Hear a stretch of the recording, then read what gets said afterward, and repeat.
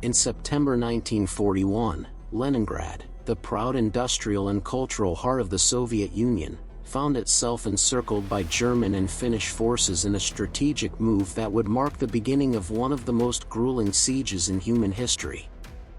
The city, with its rich history, thriving industries, and dense population, became a focal point in Hitler's plan to crush Soviet resistance and secure a decisive victory on the Eastern Front. For the residents and defenders of Leningrad, the encirclement was the first chilling indication that survival would depend on endurance, ingenuity, and sheer will. The German army, under the command of Army Group North, and Finnish forces from the north, executed a precise blockade, cutting off all land routes into the city.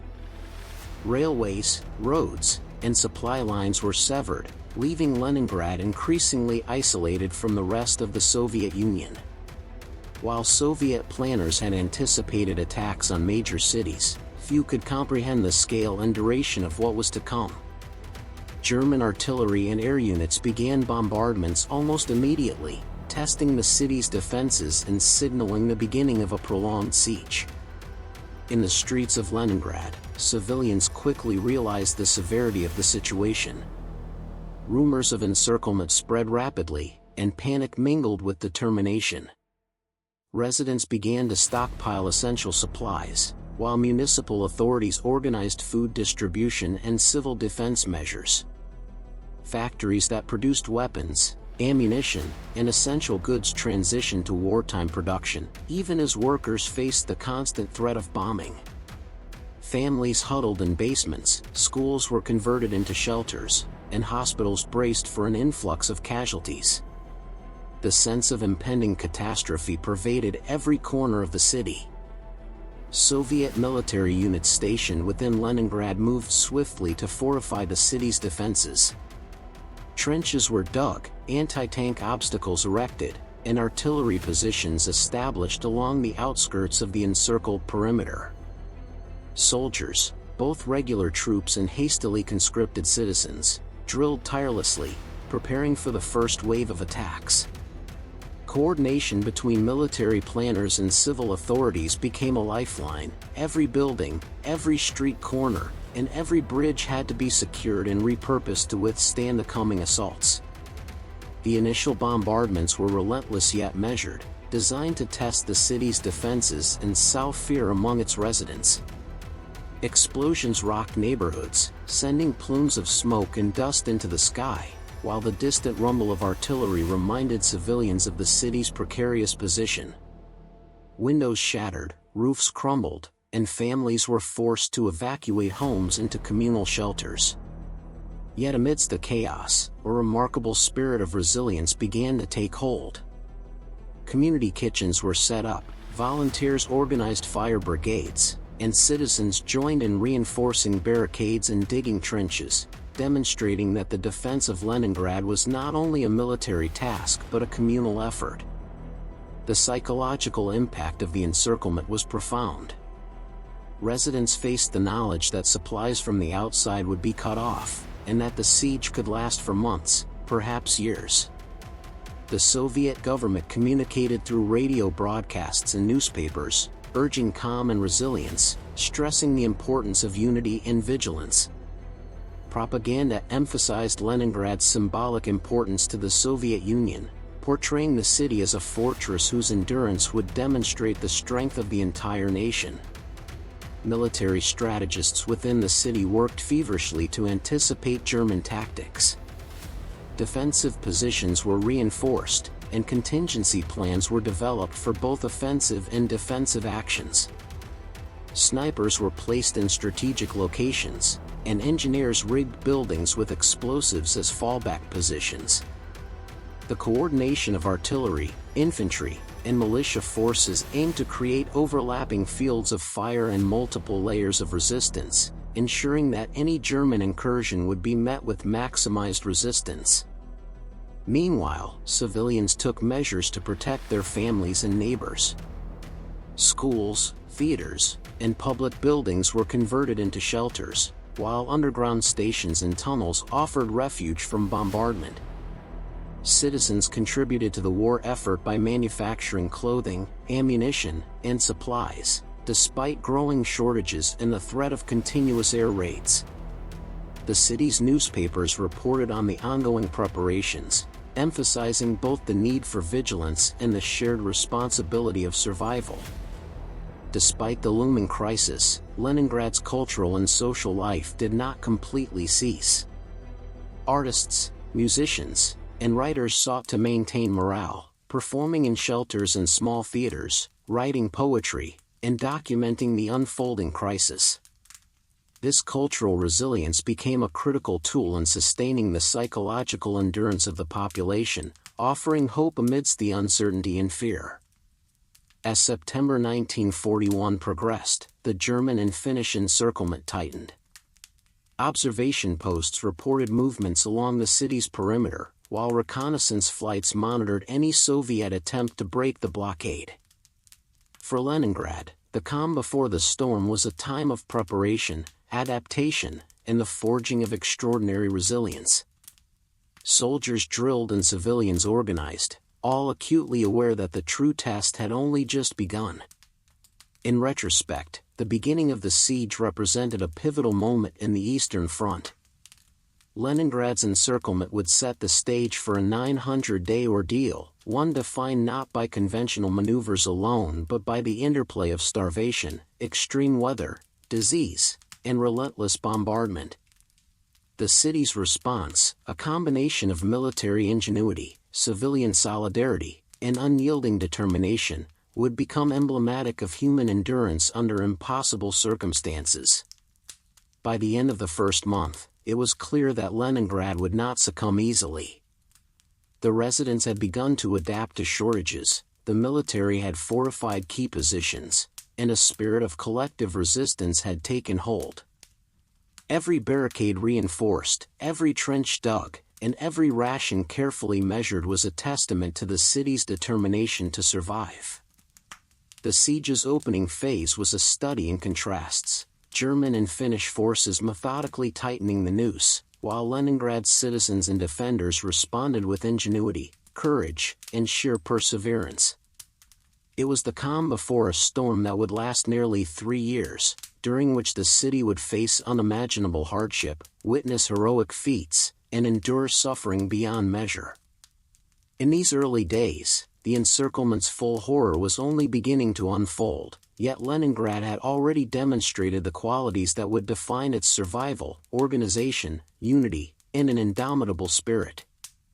Soldiers and civilians alike braced for the unprecedented siege, preparing to withstand bombardments, starvation, and isolation. The city was encircled, but not defeated. Its heart, culture, and resolve would sustain it through the darkest days ahead. The siege of Leningrad had begun, and the world was about to witness one of the most extraordinary examples of human endurance in the history of warfare. The city, surrounded on all sides, faced the encroaching threat with a combination of military strategy, civilian cooperation, and sheer willpower that would allow it to endure 900 days of hunger, ice, and death. From the very first day of encirclement, Leningrad's story became one of resilience against impossible odds, a testament to the human spirit that would echo for generations to come. As the encirclement of Leningrad tightened in the early days of the siege, the city's inhabitants realized that survival would require immediate, coordinated action. Civilians and military personnel alike sprang into motion, determined to fortify not just the physical structures of the city, but the very spirit of its population against the oncoming storm of hunger, bombardment, and isolation. The first and most visible measure of preparation was the construction of civil defenses. Residents and soldiers worked side by side to pile sandbags along streets, in front of important buildings, and around factories and warehouses. Barricades were erected at key intersections and along bridges, creating choke points to slow any potential German advance should enemy forces breach the outer perimeter. Streets were cleared of debris that might hinder evacuation or impede emergency vehicles, while tunnels, basements, and subway stations were reinforced as shelters against artillery and aerial bombardment. Evacuation plans were drawn, prioritizing women, children, and the elderly for relocation to safer zones, though the scale of the blockade meant that full escape for all was impossible. In parallel, Leningrad's industrial complex shifted gears to meet wartime needs. Factories that had produced consumer goods were rapidly converted to produce ammunition, weapons, and essential wartime materials. Workers, including women and teenagers, labored under tremendous pressure, often with minimal food and heating, to keep production lines running. Repair shops and workshops focused on maintaining vehicles, artillery, and other essential equipment. Every hammer strike, every bolt tightened, and every assembly completed was a small but vital contribution to the city's defense. The industrial mobilization not only ensured a continuous supply of material but also reinforced the population's sense of purpose and unity. Beyond physical preparation, Leningrad's authorities recognized the importance of psychological resilience. Posters and radio broadcasts urged calm, patience, and solidarity, framing the blockade as a test of endurance and a defense of the Soviet homeland. Citizens were reminded of their shared history, cultural pride, and the heroism of those who had defended the city in past conflicts. Schools adapted curricula to emphasize patriotism, discipline, and practical skills, while community groups organized drills, rationing instruction, and first aid training. The goal was to instill a determined resolve amid the looming despair, to prepare the civilian population for months of hardship, deprivation, and uncertainty. Rationing measures were introduced preemptively, aiming to stretch dwindling food supplies while maintaining the health of the city's population as much as possible.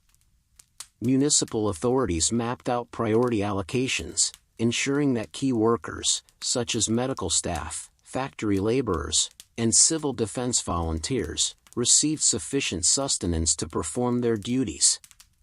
Alternative food sources were identified, from preserved grains and animal feed to foraged plants, and communal kitchens were established to maximize efficiency and reduce waste. Civilians also took individual initiative. Neighborhood committees formed to coordinate food distribution, provide medical assistance, and protect vulnerable families. Volunteers patrolled streets to prevent looting and maintain order, while informal networks ensured that elderly and infirm residents received care.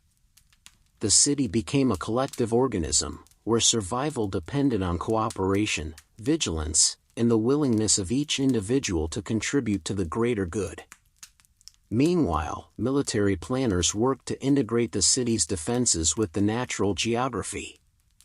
Artillery positions were strategically placed along rivers, rail lines, and major roads, while checkpoints and observation posts were established to monitor enemy movements. Snipers and machine gun nests were set up in rooftops and fortified buildings, ready to repel any attempted incursions. Engineers reinforced bridges and transportation hubs, ensuring that evacuation routes remained usable and that supply deliveries could continue, however limited they might be. The combination of civil preparation, industrial mobilization, and psychological readiness created a formidable network of resilience. Though supplies would inevitably dwindle and the hardships of the siege would soon become apparent, these early measures ensured that Leningrad was not caught unprepared. The city's population understood that their survival would depend on endurance, resourcefulness, and unwavering determination. By the end of the initial preparation period, the city presented a dual image, outwardly scarred with fortifications, barricades, and construction, yet inwardly strengthened with a collective determination to endure. Families, workers, and soldiers had begun to internalize the reality of the siege, understanding that courage and cooperation would be as crucial as artillery and barricades. Leningrad's preparations in September and October 1941 would prove essential in the months to come. The fortifications delayed enemy advances, the factories ensured a continued flow of munitions, and the psychological measures helped sustain morale as starvation, cold, and disease took their inevitable toll. The city had transformed itself into a fortress, not only of concrete and steel but of human will, demonstrating that survival in the face of overwhelming adversity was as much a mental and social effort as a physical one. The early days of preparation established patterns that would endure throughout the 900-day siege. Civilians learned to ration, conserve, and support one another. Soldiers and volunteers took shifts in defense and infrastructure maintenance. The city's leaders coordinated logistics, communications, and morale-boosting efforts. These measures would become the backbone of Leningrad's resistance, allowing it to withstand what many had predicted would be a swift and devastating collapse. In essence, the city's fortification efforts, both literal and figurative, exemplified collective endurance in the face of unprecedented adversity. Leningrad prepared not only for the bombs and bullets of an enemy outside its walls but for the slow, grinding pressures of hunger, cold, and isolation that would define the siege. By taking these early steps, the city transformed fear into action, chaos into order, and despair into determined resolve, setting the stage for an extraordinary story of survival that would resonate through history. As autumn turned into winter in 1941, Leningrad found itself grappling with a reality far harsher than the threat posed by German and Finnish forces alone. The encirclement had already begun to strain the city's resources, but the arrival of winter introduced a relentless and unyielding enemy, the bitter cold of the Russian winter. Snow-blanketed streets and rooftops, rivers began to freeze, and temperatures dropped well below zero, creating conditions that would claim countless lives alongside the bullets and bombs of the ongoing siege. Heating became an immediate and critical concern. The city's coal and fuel reserves were limited, and with supply lines severed by the encirclement, households, factories, and hospitals faced freezing temperatures inside poorly insulated buildings. Stoves and furnaces were rationed, and families huddled together in tiny rooms, sharing warmth where they could. Many improvised with wood, scrap metal, and anything combustible to maintain even a flicker of heat, often at the cost of fire hazards or exhaustion. Food scarcity compounded the city's suffering. Already rationed to minimal amounts, provisions dwindled further as the cold made transport and delivery increasingly difficult. Roads and rail lines were blocked by snow and ice, and the risk of German artillery and air raids further slowed what little supply movement was possible. Citizens subsisted on a diet of black bread, root vegetables, and improvised substitutes, with many facing extreme caloric deficits that left them weak and vulnerable to illness. Malnutrition became widespread, making the population more susceptible to frostbite, pneumonia, and influenza. Frostbite became a grim, ubiquitous threat. Without adequate heating or protective clothing, fingers, toes, ears, and noses were exposed to sub-zero temperatures during daily work or foraging for firewood and food. Early frostbite cases quickly escalated to gangrene in some instances, leading to amputations or death. Civilians, factory workers, and soldiers alike experienced the slow, painful effects of cold that pierced even through multiple layers of clothing. The struggle against frost became a daily reality, as survival often depended on maintaining body heat through constant movement, shared body warmth, or limited stoves. The city's infrastructure, already stressed by bombardment, proved vulnerable to the harsh weather. Water pipes froze, cutting off access to essential clean water, while poorly insulated hospitals struggled to keep the wounded alive. Fires set for cooking or heating frequently caused accidental destruction, as snow and ice created slippery, unstable surfaces. Roads became treacherous, hampering ambulance transport, deliveries, and movement of personnel between critical sites. Even the simple act of walking outside became an endurance test, as icy winds cut through layers of clothing, and snow drifts slowed every journey. The psychological effects of the early winter were as severe as the physical challenges. Citizens confronted the stark reality that nature itself had become an adversary, indifferent to their suffering yet relentless in its cruelty. The cold amplified hunger, fatigue, and despair, while simultaneously reinforcing the need for communal support and solidarity. Families gathered tightly in homes, neighbors shared firewood and food, and communities pooled resources to maintain morale and stave off despair. Medical personnel faced almost insurmountable challenges.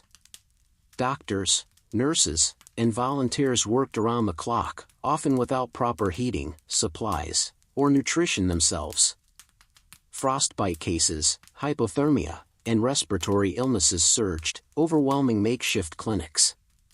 Corpses began accumulating as early deaths rose, a stark reminder of the stakes of both exposure and malnutrition.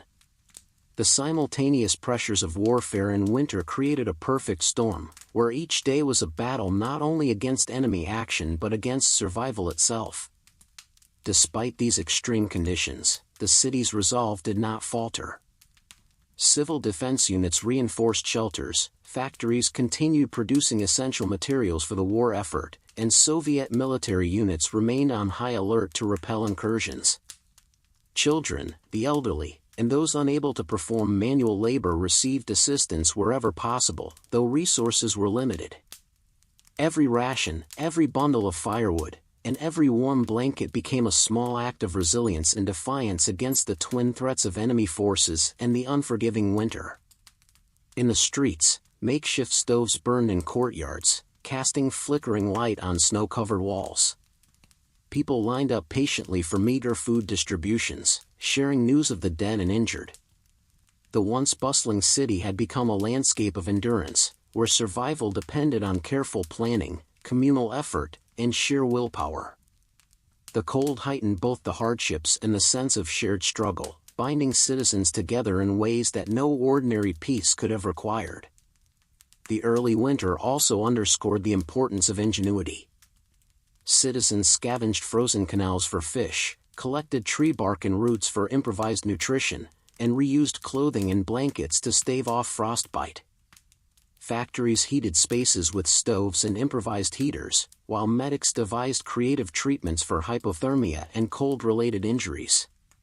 Even small victories, maintaining a heated room, finding enough firewood, or keeping a child warm, were monumental in the harsh conditions. By the end of the first months of winter, it was clear that Leningrad faced not only an enemy army but the unyielding cruelty of nature itself. The siege had intensified, the population was stretched to the brink of endurance, and early deaths from cold and starvation began to mount. Yet, for all its harshness, the winter also revealed the resilience of the city's inhabitants, their ability to adapt, support one another, and persist despite unimaginable adversity. The onset of winter in Leningrad was not simply a season, it was an unrelenting adversary, testing physical endurance, mental fortitude, and communal cohesion. The early frostbite cases, dwindling fuel, and collapsing rations were a prelude to what would become a nearly 900-day struggle for survival. Citizens and soldiers alike would learn to endure hunger, ice, and relentless bombardment, forging a spirit that would define Leningrad through its darkest hours. From the first snowfall to the freezing nights spent in poorly insulated shelters, Leningrad's early winter set the tone for the hardships to come. It was a stark, unforgiving reminder that survival in the siege would require constant vigilance, resourcefulness, and the unwavering determination of a people united against both the enemy outside and the merciless cold that gripped the city from within. As Leningrad's winter deepened and the encirclement tightened, the city's food supply became critically scarce, marking the beginning of a period of extreme rationing and hunger that would define daily life for nearly 3 years.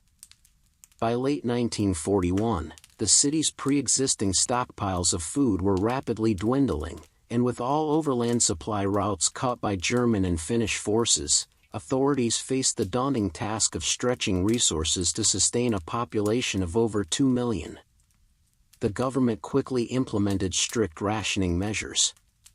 Bread became the primary staple, and its portions were drastically reduced as supplies ran low. In some instances, rations were reduced to only 125 grams per person per day, barely enough to sustain life. Factory workers, soldiers, and essential service personnel received slightly higher allocations to maintain critical infrastructure and defense operations. Families were forced to prioritize the young, elderly, and infirm, often leaving adults to survive on meager scraps. With official rations insufficient, citizens turned to black markets and scavenging to supplement their meager food supply. Hidden markets sprang up in basements, back alleys, and abandoned buildings, trading anything from potatoes and grains to scraps of dried fish or edible plants. Prices skyrocketed, and many residents could not afford even these substitutes. Foraging became essential. Residents collected tree bark, roots, and even weeds to stave off starvation. In desperate cases, domestic animals were slaughtered, and in extreme circumstances, even inedible materials were boiled or baked into bread substitutes. Daily life became an endless struggle to obtain calories, with every meal rationed, calculated, and stretched as far as possible. Families spent hours queuing for bread and other rations, often in freezing temperatures, only to return home with insufficient supplies. Those unable to stand in line or scavenge were at extreme risk of starvation. Hunger became the constant backdrop to every action. Children scavenged for scraps in streets and garbage, mothers rationed the last bits of flour or sugar, and workers carried on their duties despite growing weakness. The effects of prolonged starvation were immediate and profound. Malnutrition weakened immune systems, making civilians more susceptible to disease, frostbite, and infections. Fatigue and dizziness became daily companions, and the city saw early deaths not from bullets but from simple deprivation. Despite these harrowing conditions, the people of Leningrad demonstrated remarkable grit and ingenuity, devising ways to stretch resources, share food among neighbors, and sustain themselves through the winter months. Communities organized themselves around mutual aid, forming small networks to redistribute scarce resources. In some neighborhoods, residents pooled their rations, ensuring that no family was completely without food. Volunteers risked punishment to bring supplies to the most vulnerable, and improvised kitchens cooked meals for those unable to prepare them at home. These acts of solidarity were critical in maintaining morale and human dignity amid extreme adversity. Even in workplaces, resourcefulness became a survival tool. Factory cafeterias rationed meals, often mixing sawdust or other fillers into bread to extend portions. Soldiers and laborers used scraps from production facilities as supplemental nutrition. Every ounce of food was measured and allocated with precision, as waste was a luxury the city could no longer afford. The black market, while offering temporary relief, was also a source of danger. Prices were inflated, and punishments for hoarding or illicit trade were severe. Yet, it remained a lifeline for many, providing access to items otherwise unavailable. Hunger drove citizens to improvisation and risk, highlighting both the desperation and the grim determination that characterized life under siege. Children were particularly vulnerable. Schools attempted to provide small portions of porridge or bread, but the scarcity meant that many children went days with minimal nutrition. Malnutrition stunted growth and weakened the immune system, yet many adapted, learning to survive on the bare minimum. Parents faced agonizing decisions, often sacrificing their own portions to feed their children, a testament to the resilience and love that endured even in the face of unimaginable hardship. In the streets, the signs of hunger were unmistakable. Citizens scavenged frozen canals for fish, collected fallen grains from fields outside the city, or traded personal belongings for small amounts of food. The city itself became a constant negotiation between survival and despair, as every day required resourcefulness, endurance, and sometimes sheer luck. The psychological impact of hunger was profound. Citizens suffered not only physically but emotionally, as anxiety, despair, and fear of death became pervasive. Yet, amid this suffering, the human spirit persisted.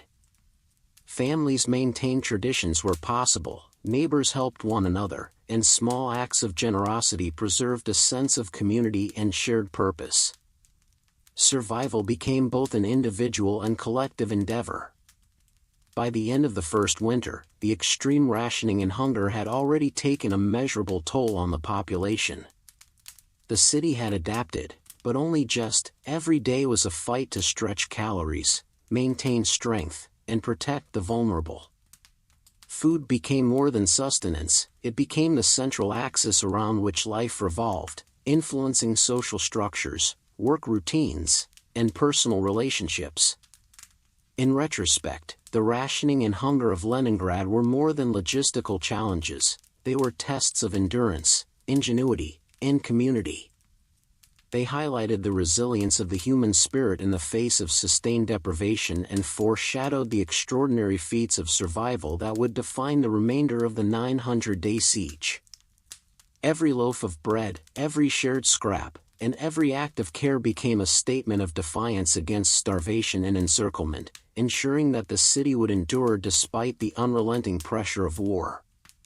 The siege of Leningrad had reduced daily life to a struggle for survival, but in this struggle, the citizens of the city demonstrated that human determination could outlast both hunger and fear. The extreme rationing, black markets, and desperate measures were not signs of surrender but of ingenuity, resilience, and a community determined to withstand what many believed would be an unstoppable force. Leningrad survived, and through hunger, the city forged a spirit that would endure the harshest trials of war. By late 1941, Leningrad had entered a grim new phase of the siege. With the winter tightening its grip, the city's population began to feel the full weight of starvation, disease, and exposure, and the first wave of casualties claimed thousands of lives. The blockade imposed by German and Finnish forces cut off all land supply routes, leaving food, fuel, and medical supplies dangerously scarce. Bread rations had fallen to mere fractions of what was necessary for survival, and substitute foods, from sawdust-laced bread to boiled roots, barely sustained life. The cold compounded the suffering. Temperatures routinely fell well below freezing, and homes, apartments, and public buildings lacked adequate heating. Frostbite and hypothermia became common, striking the weakest first: children, the elderly, and the ill. Hospitals, already strained by the influx of casualties from early bombardments, were overwhelmed. Staff worked tirelessly, often without proper equipment or fuel for heating, struggling to care for patients debilitated by hunger, frostbite, and illness. Makeshift infirmaries were set up in basements, schools, and even subway stations, but the sheer volume of cases quickly outpaced the capacity of medical personnel. Disease spread with alarming speed. Malnutrition weakened immune systems, and crowded living conditions accelerated the transmission of typhus, dysentery, and respiratory infections. The city's infrastructure, crippled by bombardment and neglect, was unable to mitigate these epidemics. Corpses began accumulating in apartments, streets, and stairwells, as municipal authorities struggled to bury the dead under frozen, snowbound ground. The sight of bodies lying in public spaces was a daily reminder of the siege's unrelenting cruelty, instilling both terror and despair in those who survived. Morale began to waver. Families mourned multiple members, neighbors whispered of friends lost overnight, and children went hungry and weak. The psychological burden of seeing death around every corner tested the city's resilience. Rumors of starvation, disease, and impending surrender circulated constantly, threatening to break the community's resolve. Yet, despite the mounting casualties, Leningrad refused to surrender. Civilian authorities, military leaders, and ordinary residents alike clung to the belief that endurance, ingenuity, and unity could preserve the city until relief arrived. Efforts to cope with the rising death toll were desperate but ingenious.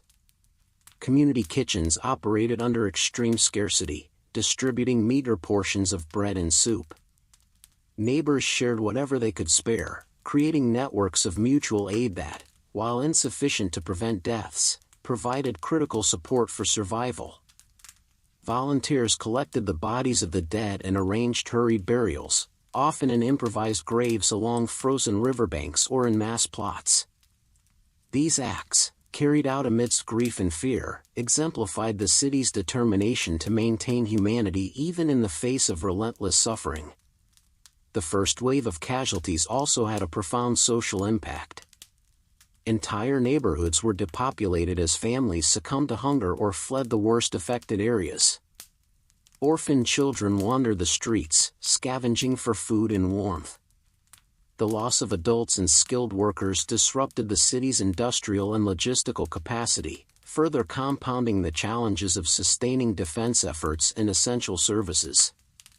Despite these devastating effects, Leningrad's defenders organized rotations for soldiers, prioritized vital industries, and improvised solutions to maintain minimal functionality. The relentless suffering created a paradoxical mixture of fear and resilience. Citizens confronted daily reminders of mortality, yet many adapted to extreme conditions, finding ways to survive, share, and maintain morale. Schools and cultural institutions attempted to continue operations in whatever form possible, providing children and families with routines, education, and distraction from the ever-present specter of death. Music, theater, and radio programs became tools for maintaining psychological endurance, reminding citizens that the city's culture and identity could endure even as bodies fell. By the end of the first few months of winter, it was evident that the siege would not only be fought with weapons but through sheer human endurance against starvation, cold, and disease. Every day witnessed casualties rising quietly, often unnoticed amid the chaos of survival. Yet the population of Leningrad adapted with grim determination, implementing rationing, scavenging, and resource-sharing systems that, while insufficient to prevent death, allowed the city to hold together under extraordinary pressure. In essence, the first wave of casualties was both a tragedy and a test. Starvation claimed bodies, frostbite crippled the living, and disease struck indiscriminately, but the city's spirit, bolstered by civic cooperation, military defense, and cultural resilience, endured. Leningrad became a city defined not by the absence of death but by the extraordinary measures its citizens took to preserve life and morale, setting the stage for an enduring story of human endurance and defiance that would span nearly 900 days. Despite the mounting death toll, the city's inhabitants understood that survival was an act of resistance. Every loaf of bread, every rescued child, every makeshift hospital was a testament to their determination.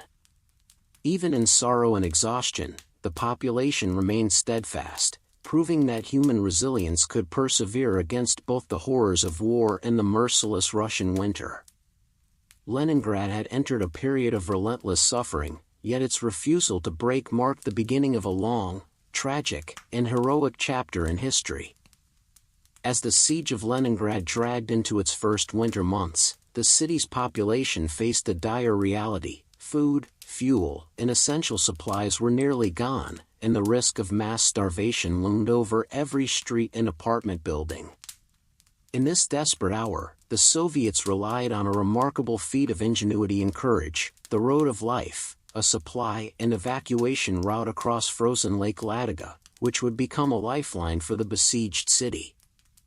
The concept was deceptively simple. In winter, when the lake froze solid, trucks, sleds, and even horse-drawn wagons could traverse the ice to transport supplies from Soviet-held territory directly into Leningrad. Conversely, the route also allowed the evacuation of civilians, particularly the most vulnerable: children, the elderly, and the infirm, who otherwise faced near-certain death from hunger, cold, or disease. Yet the practical challenges were immense, and the operation was fraught with peril from both the elements and the enemy. The Germans quickly realized the importance of the route and sought to disrupt it with artillery fire, aerial bombing, and long-range artillery shells. Each journey across the ice became a tense gamble. Drivers and convoy commanders had to navigate treacherous cracks in the ice, deep snow drifts, and hidden obstacles, all while remaining alert to enemy reconnaissance and bombardment. Even a single mistake, a misjudged turn or a thin patch of ice, could plunge a vehicle, its cargo, and the people inside into the freezing waters below. Despite these dangers, heroic men and women kept the lifeline operational. Drivers pushed heavy trucks laden with food, coal, and medical supplies across the icy expanse, often working round-the-clock rotations to maximize the number of deliveries. Sailors and small boat operators ferried supplies during breaks in the freeze, carrying essential goods under enemy fire and in near-impossible conditions. Volunteers, including soldiers and civilians, guided convoys, repaired ice tracks, and rescued stranded travelers. Their courage was tireless, often bordering on self-sacrifice, as each trip risked death from enemy fire, freezing temperatures, or the ice giving way. The dangers were constant and immediate. German aircraft prowled the skies, dropping bombs and strafing the convoys with deadly precision. Artillery shells occasionally found their mark on the ice, shattering it and sending trucks plunging into the frigid water.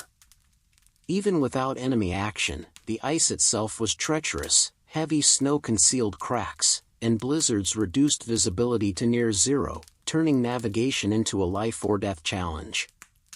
Drivers relied on markers, compasses, and sheer experience to guide their vehicles across the frozen expanse. Civilians who were evacuated often described the journey as surreal and terrifying.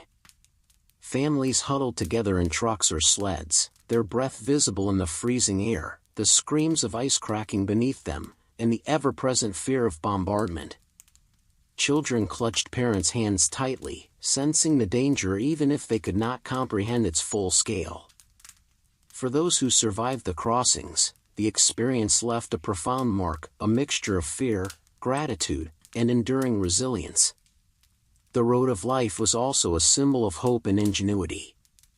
It demonstrated that even in the direst circumstances, human initiative could overcome seemingly insurmountable challenges. Engineers devised plows to clear snow from the ice, reinforced vulnerable sections of the lake, and coordinated convoys with military precision. Every delivery of bread, flour, or coal was a tangible victory against the starvation threatening the city, while every evacuated civilian represented a life saved from the siege's deadly grip. As winter wore on, the operation became increasingly organized. Convoys followed strict schedules, often traveling in convoys escorted by armed vehicles to deter potential attacks. Communication was maintained with Leningrad through radio and signal flags, coordinating arrivals and departures to maximize safety and efficiency. Drivers and sailors developed techniques for handling frozen ice, including chains for tires, weighted loads for stability, and emergency procedures in case of cracking or artillery fire. The cumulative impact of the road of life cannot be overstated. Thousands of lives were preserved, and critical supplies reached hospitals, factories, and civil authorities, enabling Leningrad to endure months longer than its enemies expected. The ingenuity, courage, and endurance of the men and women who kept the lifeline open exemplified the human capacity to confront danger and adversity head-on, even when the odds seemed insurmountable. The operation also had a profound psychological effect on the city's population. Knowing that help was arriving across the ice, even in limited quantities, bolstered morale and strengthened the collective determination to survive. Civilians worked tirelessly to distribute supplies, prepare shelters, and support one another, drawing strength from the knowledge that the road of life represented both a lifeline and a promise of continuity amidst unimaginable hardship. In essence, the road of life was a testament to resilience, coordination, and heroism. Every convoy that successfully crossed the frozen waters reaffirmed the city's determination to endure. Every rescued civilian and delivered sack of food represented defiance against the encircling forces and the merciless winter. The operation became a lifeline in both the literal and symbolic sense, embodying the city's unyielding spirit and collective ingenuity. By the end of the first winter, the Road of Life had proven that Leningrad could survive against both enemy siege and nature's harshest trials. It was a delicate, dangerous lifeline that required skill, courage, and cooperation at every level, from drivers navigating ice to civilians distributing rations. The route became an enduring symbol of the city's determination, a reminder that in the darkest times, human ingenuity and bravery could preserve life against overwhelming odds. The Road of Life carried more than bread and coal. It carried the hope of a city under siege, a tangible proof that Leningrad would not yield, and that courage and endurance could outlast even the most relentless forces of war and winter combined. Amid the relentless siege of Leningrad, the city's children became some of the most vulnerable and yet most resilient witnesses to the horrors of war. As the encirclement by German and Finnish forces tightened and winter deepened, food became increasingly scarce, hospitals overflowed, and the daily reality of death and disease became unavoidable. For the youngest residents, survival was no longer a matter of normal childhood routines but a test of endurance, ingenuity, and resilience against conditions far beyond their years. Starvation was a constant threat for children. Bread rations, already minimal, were often insufficient to sustain young bodies through the day. Families faced agonizing decisions about how to allocate meager portions, with parents sacrificing their own food to feed their children. In some cases, children were sent to relatives or safer quarters outside the city, but for many, evacuation was impossible due to the German blockade. Malnutrition set in quickly, leading to stunted growth, weakness, and susceptibility to disease. Small illnesses such as colds or fevers could escalate rapidly in children already weakened by hunger. Orphanhood was another tragic reality. Bombing raids, starvation, and disease claimed the lives of countless parents, leaving children to fend for themselves or rely on extended family members, neighbors, or the state's rudimentary support systems. Makeshift orphanages and shelters became critical havens, though they were often overcrowded and under-resourced. Children in these facilities faced the same hunger and cold as adults, but their youthful adaptability and communal spirit often helped them survive in ways that adults could not. Disease spread rapidly among the young, compounded by malnutrition and exposure. Typhus, dysentery, and respiratory infections were rampant, and medical care was limited due to shortages of staff, medicine, and fuel. Despite these obstacles, doctors, nurses, and volunteers worked tirelessly to treat the sick, often improvising with minimal equipment. Children who survived these early illnesses demonstrated a remarkable resilience and capacity for endurance, forming the backbone of the city's next generation. Education and social organization adapted to the siege's realities. Schools, where possible, operated in shifts, using available space and resources to maintain routines and provide structure for children. Lessons often included practical skills such as rationing, first aid, and fire safety, alongside reading, writing, and arithmetic. Communal kitchens and nurseries were organized to ensure that children received at least the smallest portions of nourishment and care. In these settings, children learned ingenuity and self-reliance, often helping each other gather firewood, prepare meals, or assist younger peers. Despite the overwhelming hardships, stories of resilience among children emerged. Some organized games or improvised play, transforming bombed-out buildings and snow-covered streets into spaces for imagination and distraction. Others displayed courage beyond their years, assisting families and neighbors with errands, firewood collection, and even medical tasks when adults were unable. These acts demonstrated a remarkable adaptability that allowed them to survive mentally and physically through circumstances that could have easily overwhelmed them. the psychological impact on children was profound. Exposure to constant bombardment, the death of family members, and the pervasive hunger created early trauma. Yet communal support, education, and shared responsibility provided small anchors of stability. Children often relied on each other for comfort, storytelling, and reassurance, forging bonds that not only helped them endure but also contributed to the social cohesion of the besieged city. Civilian authorities recognized the importance of protecting the youngest residents. Shelters were reinforced, hospitals prioritized pediatric care, and volunteers worked to locate and reunite families torn apart by the chaos. Every ration delivered to a child, every warm blanket provided, and every lesson taught in makeshift schools represented an act of defiance against the siege and a commitment to the city's future. Even amid tragedy, the children of Leningrad displayed an inspiring human ingenuity. Some scavenged for edible plants or roots, while others created simple toys or games to maintain morale.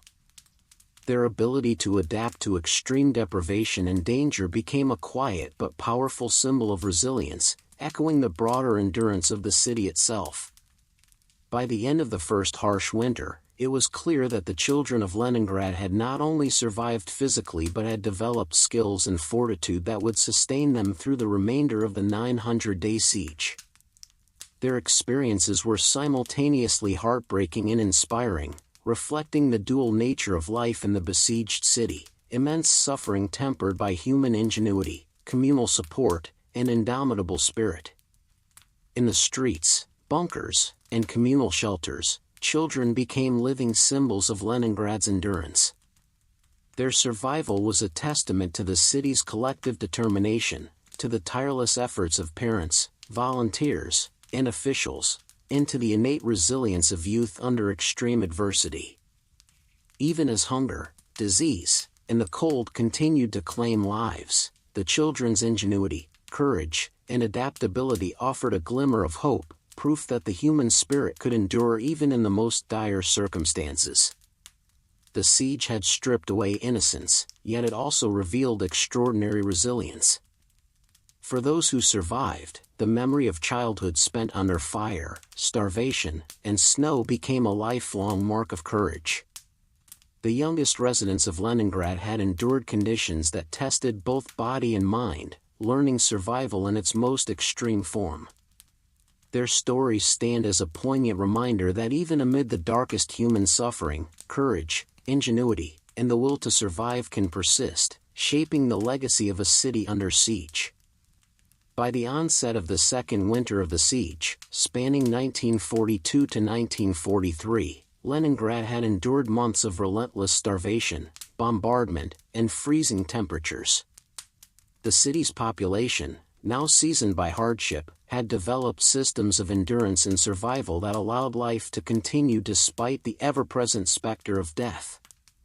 Yet German forces remained determined to crush the city through a combination of blockade, artillery, and aerial attacks, aiming to starve the population into submission while systematically targeting industrial and civilian infrastructure.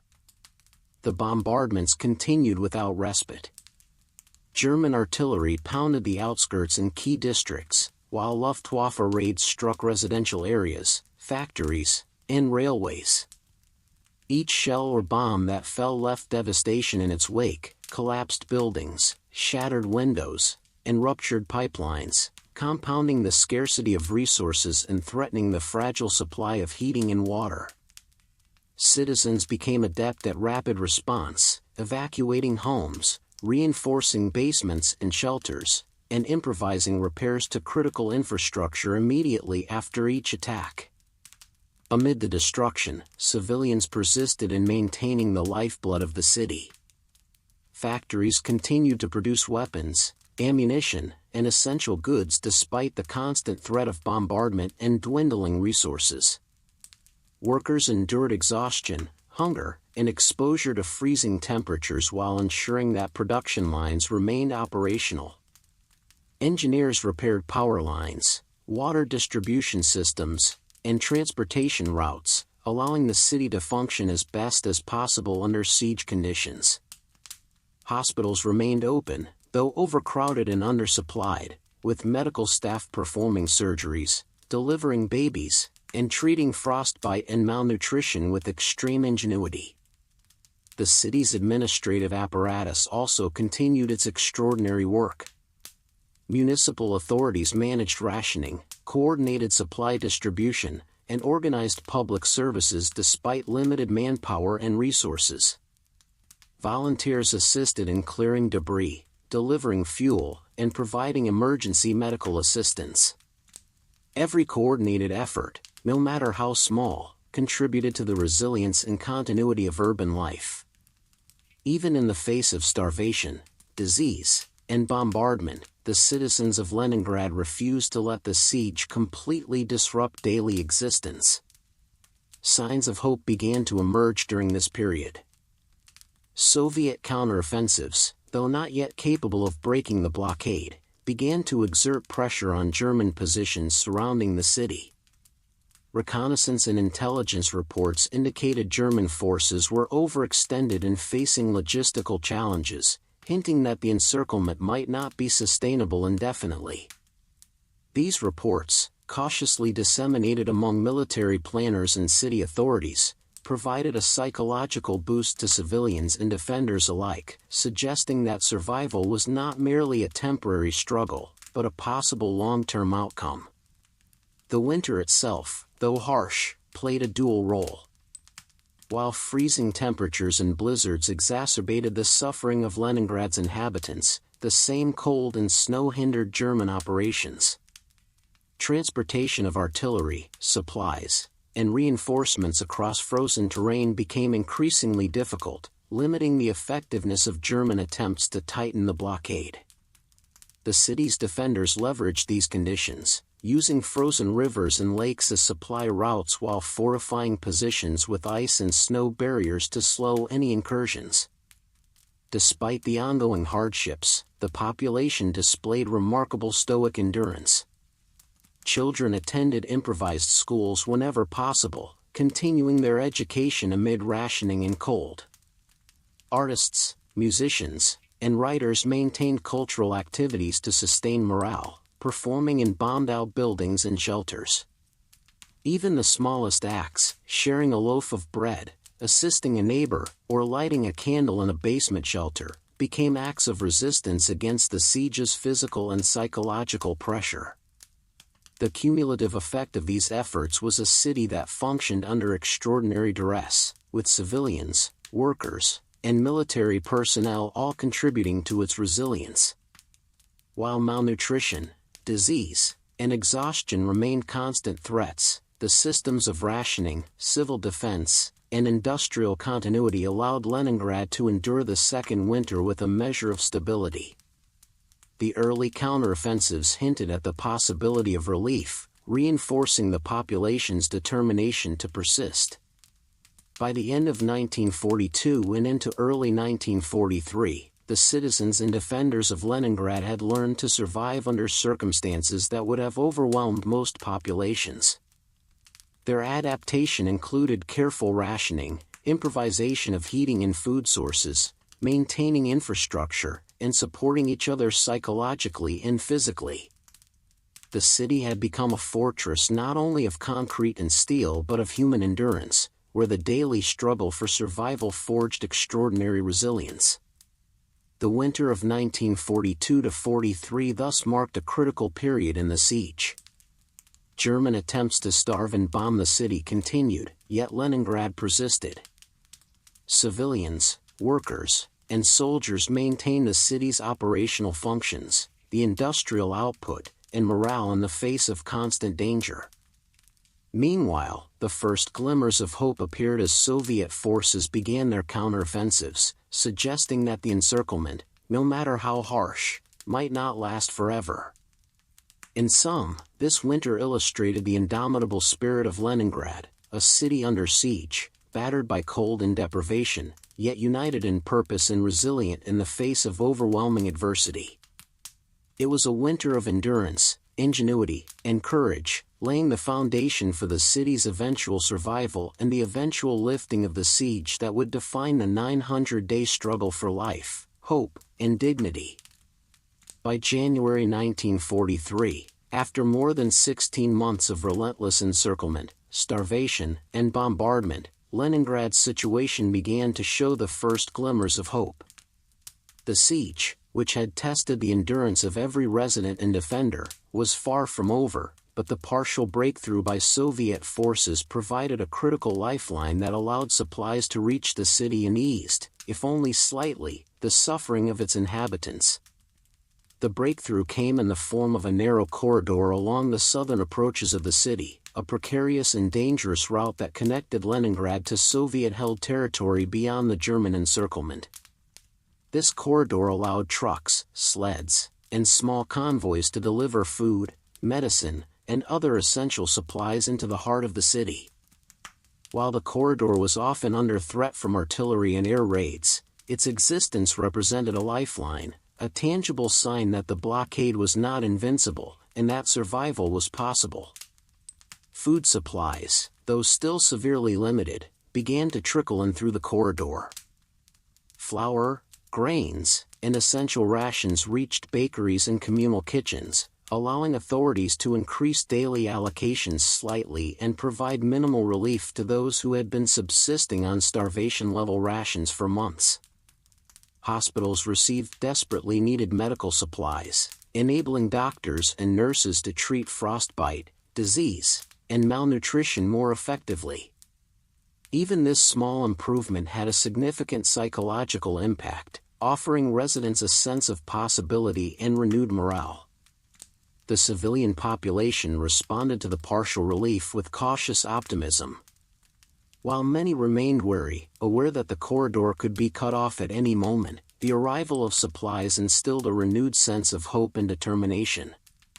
Families shared news of food deliveries, volunteers assisted in distribution, and community networks strengthened to ensure that the meager provisions reached those most in need. This small reprieve reminded Leningraders that survival was achievable even under the harshest conditions. The corridor's existence also had military significance. Soviet troops, using the partial breakthrough, began reinforcing defensive positions within the city and preparing for gradual counteroffensives. Supplies reaching Leningrad allowed soldiers to maintain their posts, repair fortifications, and sustain artillery and small arms. Morale among the defenders improved slightly, as they could now see that the outside world was still engaged in the fight, and that the blockade was no longer absolute. However, the siege was far from over. German forces maintained artillery bombardments, air raids, and attempts to disrupt supply lines. The corridor was narrow and vulnerable, and winter conditions made travel treacherous. Convoys often moved slowly, with drivers and volunteers risking frostbite, snowstorms, and enemy fire to ensure that food and medical aid reached the city. Every successful crossing became an act of courage, every delivery a small victory against the prolonged siege. The partial relief also highlighted the resilience and ingenuity of the city's residents. People organized themselves to maximize the benefits of the incoming supplies, prioritizing children, the elderly, and the most vulnerable. Communal kitchens expanded operations, hospitals rationed resources efficiently, and citizens maintained civic order despite months of deprivation. The combination of external aid and internal coordination allowed the city to withstand the winter's harshest months with a renewed, if fragile, sense of endurance. In the streets, the arrival of even limited supplies brought cautious celebrations. Bread lines moved more quickly, and families shared meager but slightly more substantial meals. Conversations among neighbors reflected both relief and the lingering anxiety. The siege could resume in full force if the corridor was disrupted. Yet, the psychological effect was undeniable. For the first time in many months, Leningraders could envision a future beyond immediate survival. This partial breakthrough also served as a symbol of Soviet resilience and strategic planning. The Red Army's ability to open even a narrow corridor demonstrated that German forces, despite their encirclement, were not invincible. Intelligence, coordination, and persistence had created an opportunity to alleviate the city's suffering, reinforcing the belief that the siege could eventually be lifted entirely. By the end of January 1943, the city had achieved a delicate balance. It remained under siege, yet the worst effects of starvation and deprivation were beginning to ease. The corridor allowed not only supplies but also a psychological lifeline, reminding the people of Leningrad that perseverance, courage, and unity could sustain them through the darkest months. The partial relief of January 1943 marked a turning point in endurance, if not in freedom. While the blockade continued and conditions remained harsh, the arrival of food, medical supplies, and hope reminded the city that survival was possible. It was a small victory against overwhelming odds, a testament to human resilience, and a precursor to the eventual full lifting of the siege. Leningraders understood that the path ahead remained difficult, but for the first time in over a year, they could glimpse a future in which the city, and its people, would endure. The road of life, even in its limited capacity, had begun to fulfill its purpose, keeping Leningrad alive, sustaining its defenders, and rekindling the first sparks of hope amidst despair. The city, battered but unbroken, demonstrated that even in the darkest hours, determination, courage, and ingenuity could carve out a lifeline from the jaws of near-certain starvation. The 900-day siege of Leningrad stands as one of the most harrowing episodes of human endurance in modern history. Over nearly 3 years, the city endured relentless bombardment, starvation, disease, and bitter winters, claiming the lives of over 1 million civilians and soldiers. Yet amid the unimaginable suffering, the people of Leningrad demonstrated extraordinary heroism, resilience, and collective determination, forging a legacy that would be preserved and honored for generations. The human toll of the siege was staggering. Starvation ravaged families, leaving children malnourished and elderly residents unable to withstand the cold. Disease ran rampant, exacerbated by the overcrowded shelters, inadequate medical supplies, and extreme malnutrition. Frostbite and exposure claimed countless lives during the harsh winters, while constant artillery bombardments and aerial attacks added to the physical and psychological trauma. Streets became graveyards, hospitals overflowed, and makeshift morgues struggled to accommodate the dead. Yet even in the face of these horrors, the citizens of Leningrad refused to surrender, creating a remarkable testament to human endurance. Amid these hardships, acts of heroism and solidarity emerged. Civilians organized communal kitchens, scavenged supplies, and tended to the sick and wounded. Soldiers maintained defensive positions under extreme deprivation, often risking their lives to protect civilians and infrastructure. Volunteers braved freezing conditions to traverse Lake Ladoga, ensuring that the road of life continued to deliver essential food and supplies. These acts of courage and ingenuity, small and large, sustained the city when hope seemed lost. The memory of Leningrad's siege has been preserved through diaries, letters, and oral histories, capturing the individual experiences of those who lived through the ordeal. Personal accounts reveal both the physical suffering endured and the psychological resilience required to survive. Children wrote about days spent scavenging for scraps, women documented the communal efforts to distribute food, and soldiers recorded their vigilance under bombardment. Together, these narratives provide an intimate portrait of life during the blockade, allowing future generations to understand the cost of war beyond statistics and strategic reports. Museums and memorials throughout Russia serve as tangible reminders of the siege. Exhibits display rations, clothing, weapons, and personal items recovered from the city, illustrating the daily struggles and triumphs of Leningrad's residents. Monuments honor both the soldiers and civilians who endured starvation and death, ensuring that their sacrifices are not forgotten. Public commemorations, including ceremonies on the anniversary of the blockade's lifting, reinforce collective memory and serve as a bridge between the past and present. Beyond commemoration, the siege offers profound lessons in resilience, strategy, and human will. Militarily, Leningrad demonstrates the significance of urban defense, logistical planning under extreme duress, and the importance of maintaining morale during prolonged conflict. Civilians' ingenuity in rationing, constructing shelters, and supporting one another highlights the critical role of community cohesion and survival. Psychologically, the siege underscores the human capacity to endure suffering through solidarity, hope, and purposeful action, even when the situation appears hopeless. The enduring impact of the siege also lies in its moral and symbolic significance.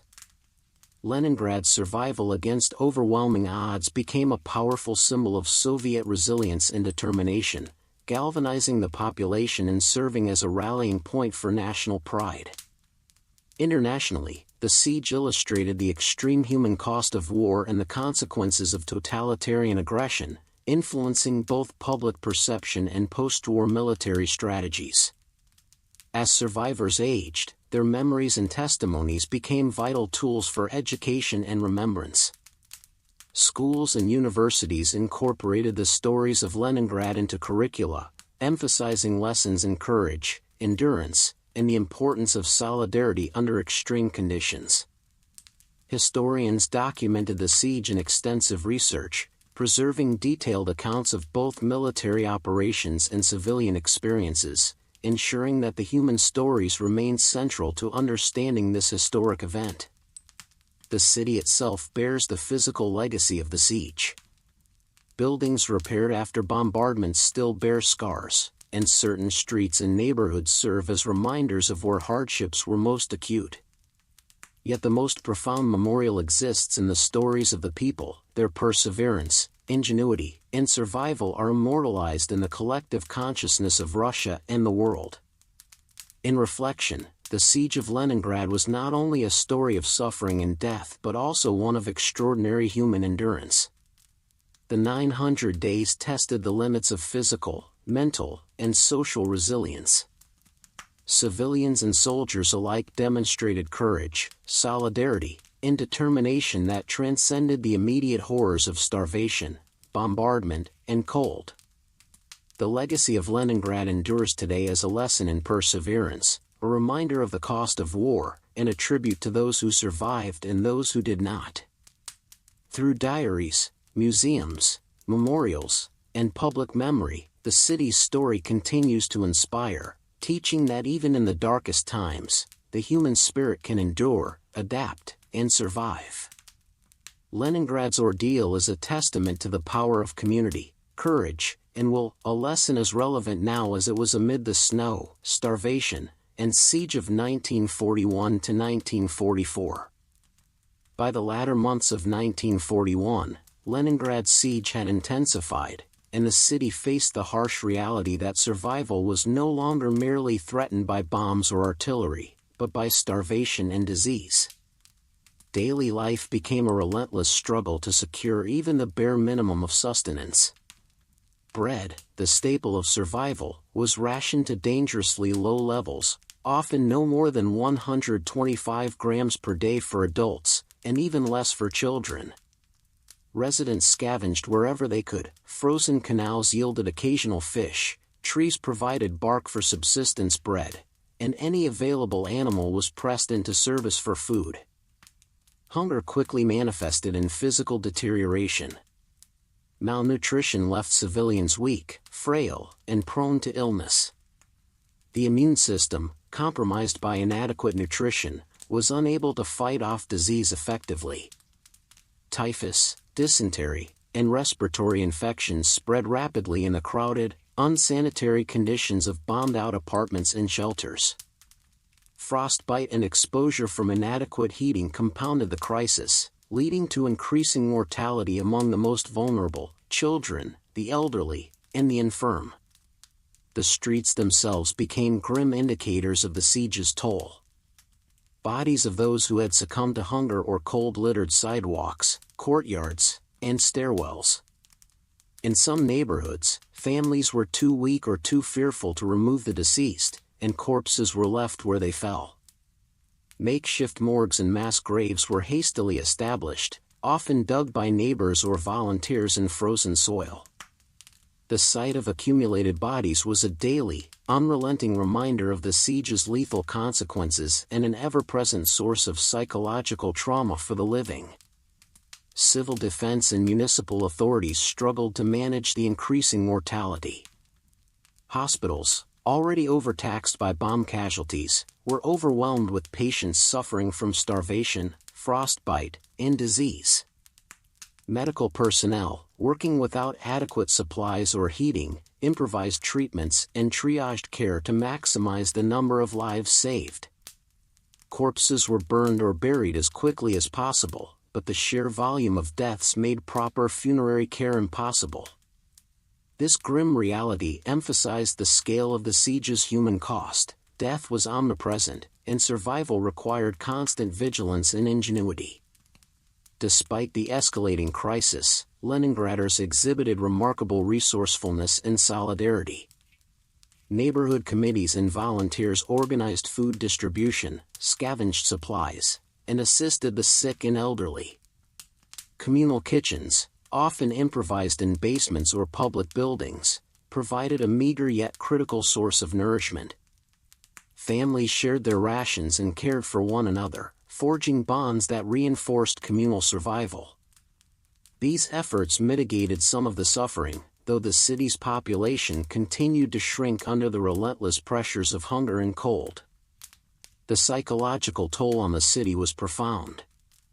The constant sight of suffering and death, combined with extreme deprivation, created widespread despair. Children witnessed parents and neighbors weaken and die, while adults faced the impossible choice of sacrificing their own sustenance for the vulnerable. Anxiety, hopelessness, and grief were pervasive, yet a collective determination to survive persisted, reinforced by a sense of civic duty, patriotism, and communal identity. Hunger altered the social fabric of the city. Crime and desperation occasionally rose, as some residents resorted to scavenging or theft to survive. Yet alongside these acts of survival, countless examples of bravery and selflessness emerged. Citizens risked their lives to deliver supplies, care for the sick, and bury the dead, creating networks of mutual aid that became the backbone of Leningrad's endurance. The harsh winter compounded the crisis, as frigid temperatures exacerbated the effects of malnutrition and disease. Streets iced over, making travel for work or food collection perilous. Frostbite and hypothermia claimed additional victims, and the lack of fuel for heating rendered homes virtually uninhabitable. Children and the elderly were particularly vulnerable, requiring continuous protection from neighbors and volunteers. As the days wore on, the cumulative effect of starvation and disease became apparent. Mortality rates climbed, hospitals overflowed, and municipal authorities struggled to maintain order and hygiene. Bodies were removed from streets and courtyards only to be interred hastily in mass graves, and the very process of survival, securing enough food, maintaining warmth, and protecting the young, became a monumental daily endeavor. Yet, despite the grim reality, the people of Leningrad demonstrated extraordinary resilience. Communities rallied together, creating organized ration distribution, sharing resources, and improvising medical care. Workers, volunteers, and soldiers alike contributed to the city's collective survival. Even in the face of escalating death, the citizens refused to surrender, holding on to hope and unity. The period marked a critical phase of the siege, where starvation and disease became as lethal as any artillery shell. Leningrad's population was tested physically, mentally, and emotionally, yet the city endured. The first wave of mass casualties illustrated the sheer scale of the siege's horror, but also highlighted the extraordinary human capacity for adaptation, endurance, and solidarity under conditions that would have crushed most communities. In summary, the escalation of starvation and disease in Leningrad transformed daily life into a struggle for mere survival. Every meal, every heated room, and every ration scrap became a lifeline. The city's streets, lined with the dead and dying, bore silent witness to the human cost of war. And yet, even amid this harrowing reality, the people of Leningrad persevered, innovated, and supported one another, forging a legacy of endurance and courage that would define the 900-day siege and echo through history as a testament to human resilience in the face of unrelenting suffering. As the siege of Leningrad dragged into its first bitter winter, the city's defenders took extraordinary measures to resist the encroaching German and Finnish forces. Survival would depend not only on the civilians' endurance against starvation and cold but also on the strategic and tactical resilience of the Soviet military, which worked tirelessly to fortify the city from within. Every street, every building, and every square inch of Leningrad became a potential battlefield, as soldiers and civilians alike joined forces to repel attacks and sustain the city's defenses. Soviet troops, deployed throughout Leningrad, immediately set to work reinforcing the city's fortifications. Trenches were dug along the outskirts and around key infrastructure, while barricades of sandbags, rubble, and timber were erected to impede any potential German breakthrough.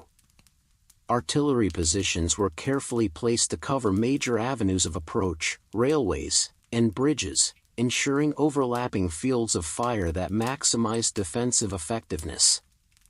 Snipers took positions in rooftops, attics, and partially destroyed buildings, targeting enemy scouts and artillery spotters, making every inch of the city a potential trap for advancing troops. The military defense relied not only on static fortifications but also on dynamic and adaptive tactics.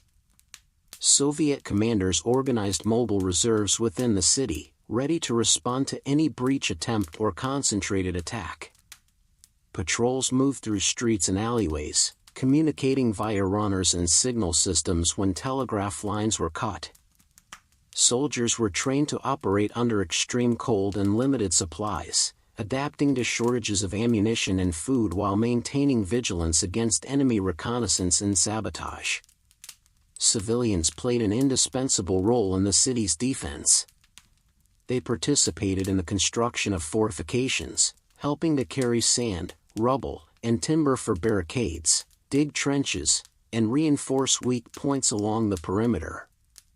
Neighborhood committees coordinated volunteer labor, ensuring that areas near schools, hospitals, and residential buildings were adequately fortified. In some cases, civilians were enlisted to man anti-aircraft weapons or assist in logistics, distributing rations to troops and transporting supplies to frontline positions.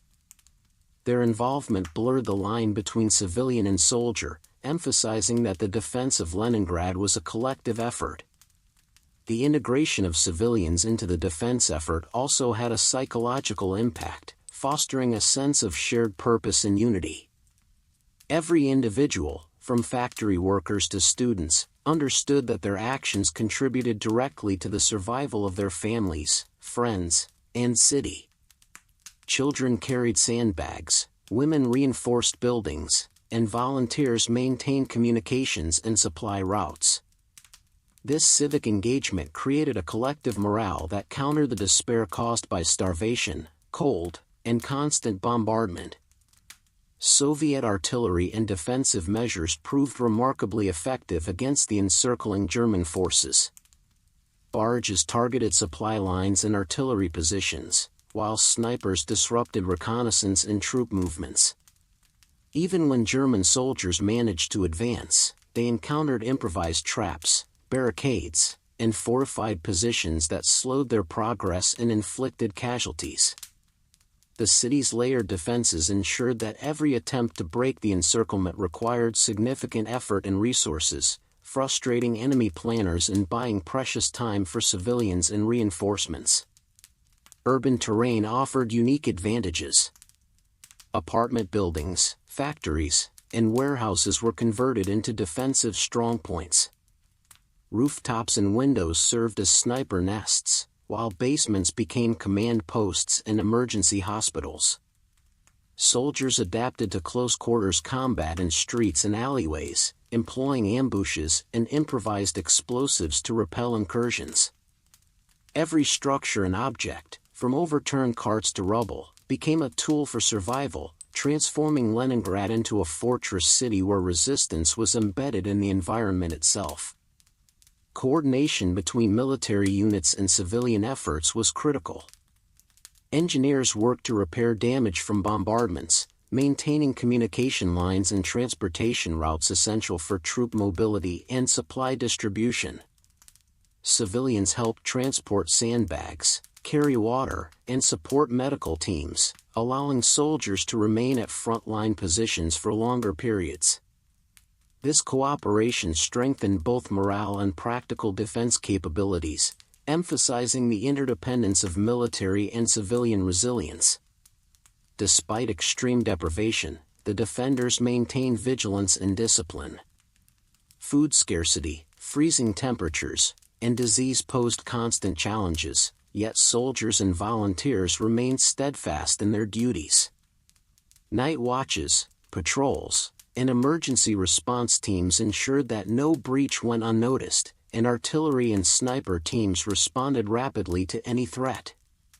The city's defense became a cohesive organism, where the survival of one relied on the diligence of many. The first months of fortified resistance demonstrated the extraordinary courage of Leningrad's population. Even as German bombardments continued and the cold claimed lives, the city held firm. Every barricade reinforced, every trench dug, and every patrol conducted represented both practical defense and a psychological statement. Leningrad would not yield, and its citizens and defenders were prepared to endure unimaginable hardship. By integrating military strategy, civilian labor, and urban ingenuity, Leningrad established one of the most remarkable defensive efforts of the Second World War. The city had transformed itself into a living fortress, where solidarity, courage, and adaptability enabled survival under conditions that seemed designed to break the human spirit. Soldiers defended streets and key positions, civilians reinforced infrastructure and supported operations, and the city collectively demonstrated that endurance and cooperation could resist the most extreme trials. The military defense of Leningrad, in combination with the courage and resourcefulness of its citizens, ensured that the city could withstand the ongoing siege. Snipers, artillery, barricades, and improvised fortifications slowed the German advance, while civilians' participation reinforced the city's resilience. This unified effort became a testament to human courage and collective action under extreme duress, laying the foundation for the city's eventual survival and immortalizing Leningrad as a symbol of defiance, endurance, and unity in the face of almost unimaginable adversity. By the height of Leningrad's second winter, the city's survival relied upon one of the most extraordinary feats of human endurance and ingenuity in modern warfare: the transportation of supplies and evacuation of civilians across frozen Lake Ladoga. The lake, the largest in Europe, became both a barrier and a lifeline, as its ice offered a rare route through which desperately needed provisions could reach the besieged population. The operation, known as the Road of Life, was a constant struggle against nature, enemy action, and the limits of human endurance. The frozen surface of Lake Ladoga transformed into a precarious highway. In theory, trucks, sleds, and small boats could move across the ice, bringing in food, coal, and medical supplies while evacuating children, the elderly, and other vulnerable civilians. In practice, each journey was fraught with extreme danger. Cracks in the ice, hidden pressure points, and drifting snow made navigation perilous, while blizzards reduced visibility to near zero. Drivers and crews were forced to rely on experience, compasses, and improvised markers to traverse the frozen expanse safely. Any misstep could plunge a vehicle and its passengers into the freezing waters, a certain death in the bitter cold. the threat of enemy attacks added another layer of peril. German artillery and air raids targeted convoys as they crossed the ice, attempting to disrupt the city's fragile lifeline. Bombs, strafing runs, and long-range shelling made each crossing a tense gamble. Convoy leaders coordinated meticulously, moving in groups to provide mutual protection and minimize exposure to enemy fire. Despite these dangers, hundreds of drivers, sailors, and volunteers braved the treacherous conditions repeatedly, their courage and endurance sustaining the city in ways that would ultimately define Leningrad's resistance. The logistical challenge was immense. Supplies had to be calculated with precision, with every kilogram of food or fuel making the difference between life and death for civilians and defenders. Vehicles were loaded to capacity, often in freezing temperatures that made engines difficult to start and operate. Drivers wrapped in multiple layers of clothing endured numb fingers and toes, yet pressed on, knowing that the survival of thousands depended on their success. Even minor delays or mechanical failures could prove catastrophic, as enemy fire or thin ice might strike at any moment. Civilians played a vital role in this operation. Many volunteered to assist in loading and unloading supplies, guiding convoys, and helping to evacuate vulnerable populations. Children, despite the harsh conditions, sometimes assisted with minor tasks, delivering messages, or helping in communal kitchens that received supplies. Community coordination and local knowledge were critical, ensuring that the lifeline functioned despite the dangers and limitations of winter and enemy action. The psychological effect of the road of life was profound. For the citizens of Leningrad, seeing supplies arrive across the ice offered a rare glimmer of hope amid months of deprivation. It reminded them that they were not entirely cut off, that the Red Army and their fellow citizens outside the city were still engaged in the fight. For those making the journey across the lake, the mission carried a tremendous sense of responsibility. Each successful delivery or evacuation represented a life saved and a step toward the city's endurance. Extreme weather conditions compounded the peril. Sub-zero temperatures caused fuel lines to freeze, engines to stall, and mechanical parts to become brittle. Drivers and volunteers risked frostbite or hypothermia with every journey. Blizzards frequently blanketed the ice, obscuring landmarks and making navigation treacherous. Yet despite these conditions, operations continued nearly around the clock, a testament to the resilience and determination of those keeping the lifeline open. The Road of Life also served a symbolic function. It represented defiance against both nature and the enemy, demonstrating that Leningrad, though besieged, would not surrender without extraordinary effort. Every convoy that crossed the ice reinforced the city's morale, reminding residents that survival was still possible and that their collective endurance mattered. The sight of returning trucks laden with flour, bread, and coal brought a brief reprieve to families and soldiers alike, reinforcing a sense of shared purpose and solidarity. By early 1942, the frozen transport across Lake Ladoga had become the city's most critical supply route, delivering thousands of tons of food, fuel, and medical supplies while evacuating tens of thousands of civilians. Despite the constant danger, it allowed the city to sustain itself through the coldest and most lethal months of the siege. The ingenuity, courage, and sacrifice of those involved became emblematic of Leningrad's extraordinary resilience under pressure. In conclusion, the frozen expanse of Lake Ladoga was more than just a geographical feature, it was a lifeline, a battleground, and a test of human ingenuity and bravery. Civilians and soldiers faced freezing temperatures, enemy fire, and mechanical hazards to keep the city alive. The Road of Life exemplified the tense heroism and endurance that allowed Leningrad to survive, proving that even in the face of seemingly insurmountable obstacles, human determination and courage could prevail. The success of this route preserved not only the physical lives of the city's residents but also the spirit and hope of a population under siege, laying the foundation for Leningrad's eventual survival. During the long and harrowing siege of Leningrad, children bore some of the harshest burdens, yet their experiences also revealed the extraordinary resilience of the human spirit. As the city endured encirclement by German and Finnish forces, combined with relentless artillery bombardments, extreme winter conditions, and a near-total shortage of food, the youngest residents faced starvation, disease, and exposure on a scale few could imagine. Their vulnerability was profound, yet their ingenuity and courage in response became a striking testament to human endurance. Starvation hit children disproportionately. Even small reductions in rations had devastating effects on growth, immunity, and energy. Many were reduced to consuming minimal portions of black bread, supplemented with roots, grasses, or anything edible scavenged from the frozen city. Malnutrition weakened immune systems, leaving children susceptible to typhus, dysentery, and respiratory illnesses, which spread quickly through overcrowded shelters and makeshift orphanages. The sick often remained untreated, as medical supplies were limited and hospitals overwhelmed. Frostbite and hypothermia claimed additional victims, particularly those too young to generate enough body heat or unable to secure adequate clothing. Orphanages became critical havens, though they too faced severe challenges.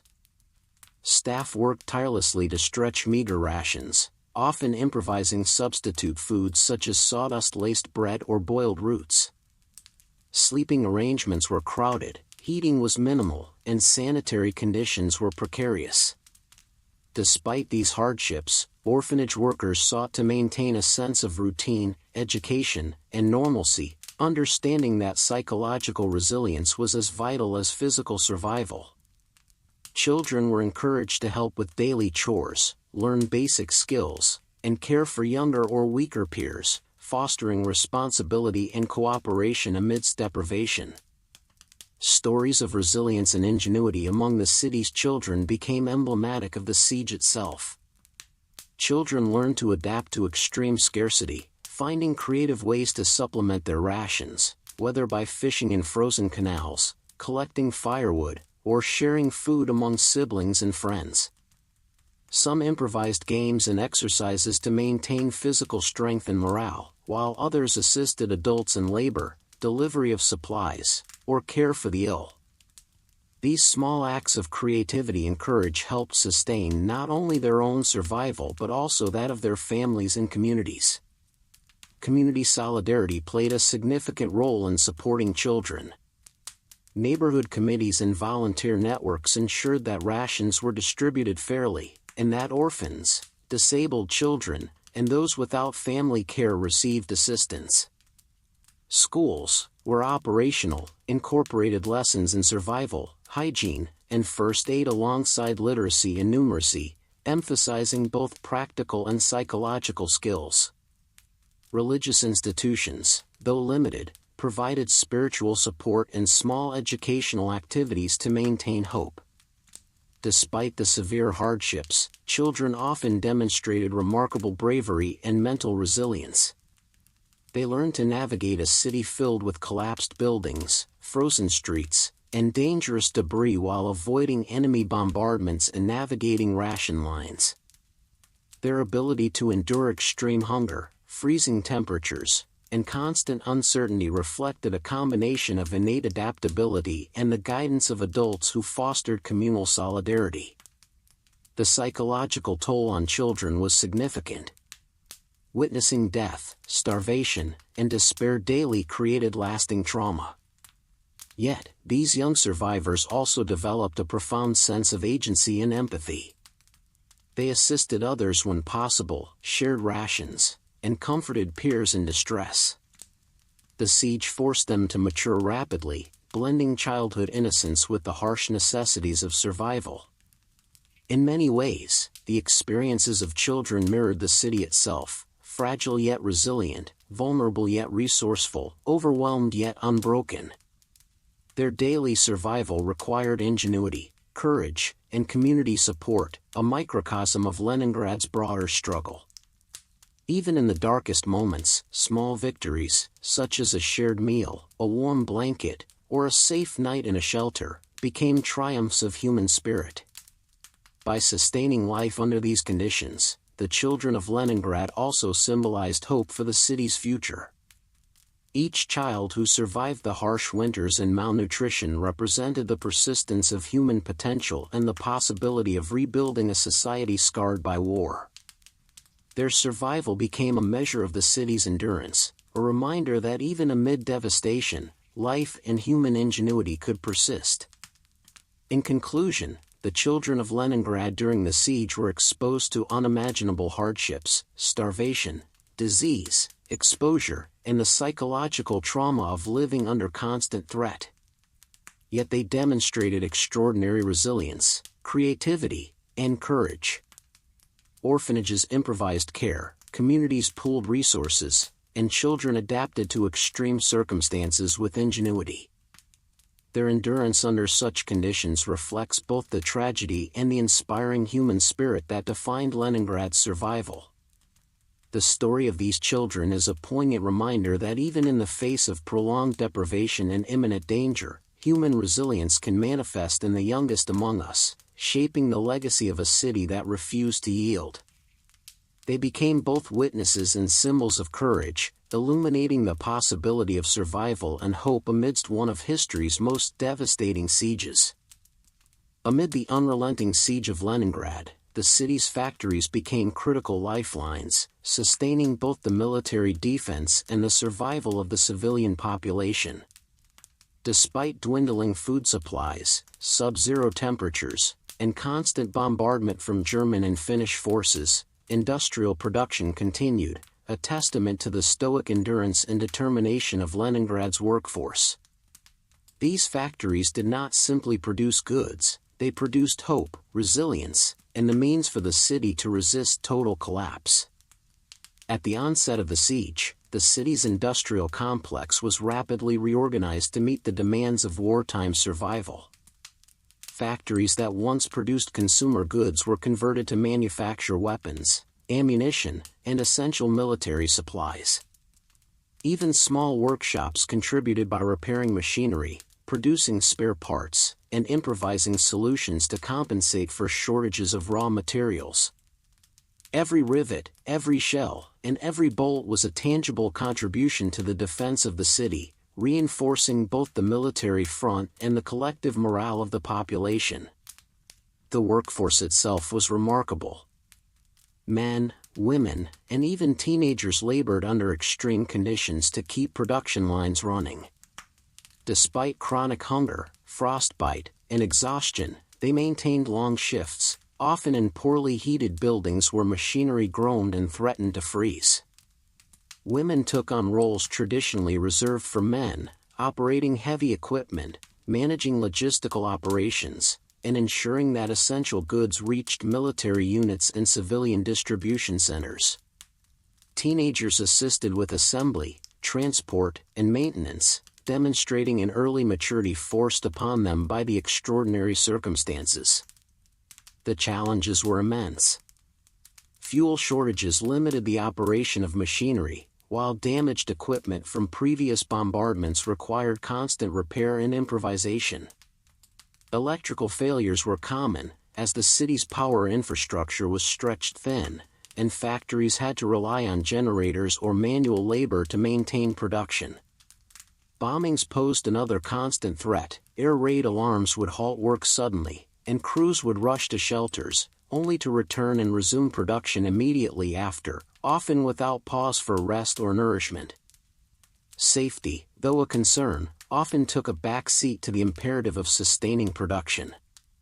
Workers braved cold, fatigue, and dangerous machinery, knowing that every item produced directly supported the city's defense, food distribution, or medical care. Factories became microcosms of the city's collective effort, places where human endurance, ingenuity, and perseverance converged in a relentless fight against both enemy action and the deprivation of siege life.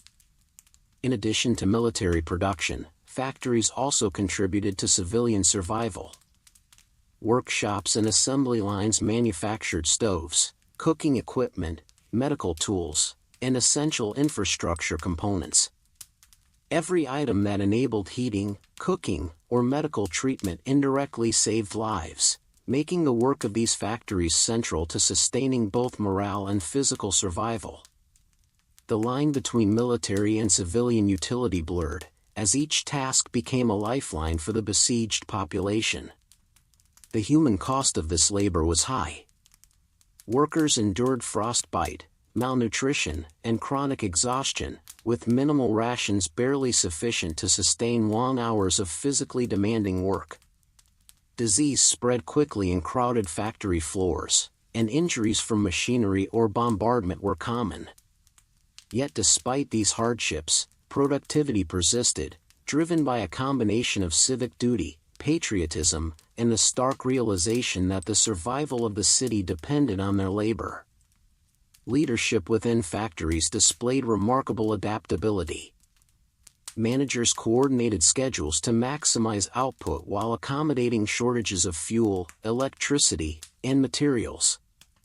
Tasks were prioritized according to immediate military and civilian needs, ensuring that the most critical items were produced and distributed first. Improvisation became essential, as workers created makeshift tools, repaired damaged machinery, and substituted scarce raw materials with available alternatives.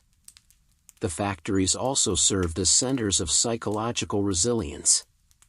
By continuing to work and produce, citizens maintained a sense of purpose amid the chaos, channeling fear and despair into tangible contributions to survival.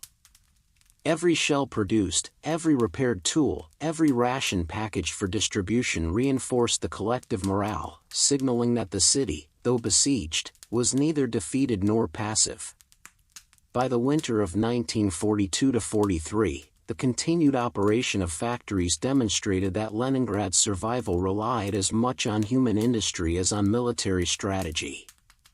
While German and Finnish forces sought to starve and destroy the city, the workers of Leningrad defied the odds, maintaining production under conditions that would have overwhelmed most urban populations. Their labor was a form of resistance, a daily assertion that the city would endure against starvation, cold, and relentless attack. In retrospect, these factories stand as monuments to human perseverance. They illustrate how collective effort, ingenuity, and unyielding commitment can sustain a city under siege. Civilians, women, and teenagers who labored tirelessly in freezing, dangerous conditions were as critical to Leningrad's endurance as the soldiers on the front lines. Each item produced, each repair completed, each ration packed, and every ounce of effort contributed directly to preserving life and maintaining the city's spirit. The story of Leningrad's factories during the siege is one of stoic endurance against impossible odds. Despite starvation, freezing temperatures, and the constant threat of bombardment, the people of the city continued to produce, repair, and sustain. Their work allowed the city to survive the darkest days of the blockade and stands as a testament to human resilience, ingenuity, and collective determination in the face of overwhelming adversity.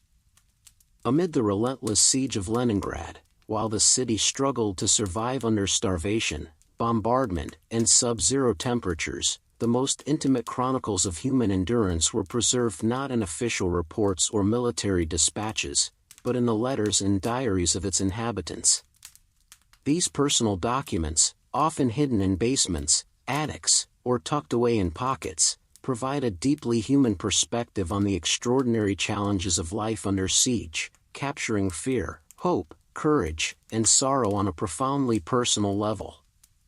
For many residents, writing became both a necessity and a solace. Daily life was dominated by the struggle for food, warmth, and safety, yet the act of putting pen to paper allowed people to maintain a connection to loved ones and to assert their humanity amidst the dehumanizing conditions of hunger and constant threat.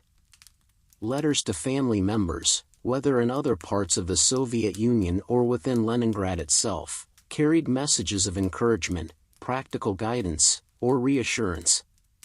Some letters described the daily fight for survival, rationing bread, gathering firewood, or enduring the bitter cold, while others bore witness to losses, despair, or the death of friends and neighbors.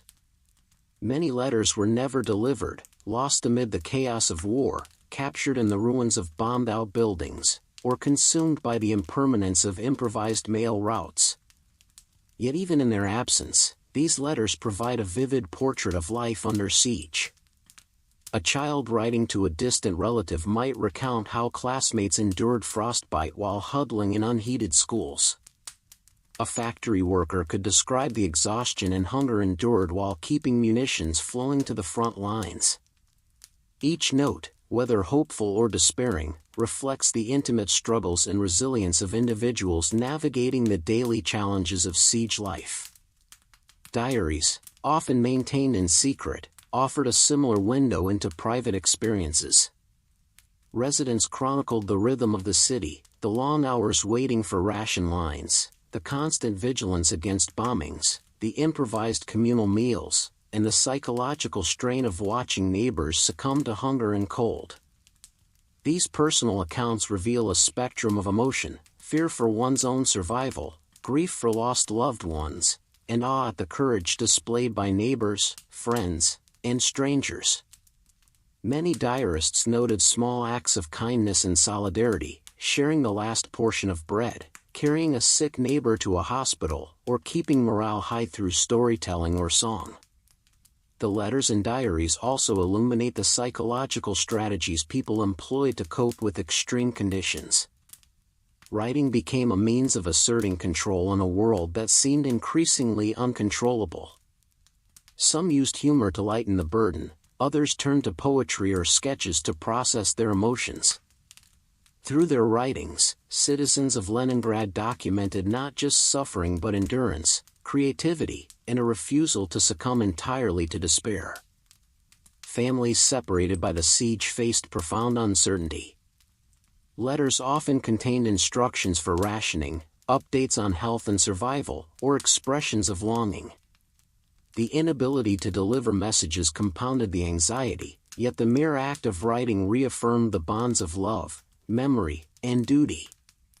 Some letters describe the agony of knowing that food supplies would not be sufficient to keep children alive, yet also recount moments of courage, such as a parent giving up their own portion to feed a younger sibling.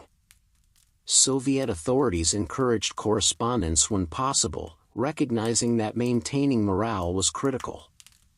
Postal workers and couriers risked artillery fire and bombing runs to deliver letters between the front lines and the city.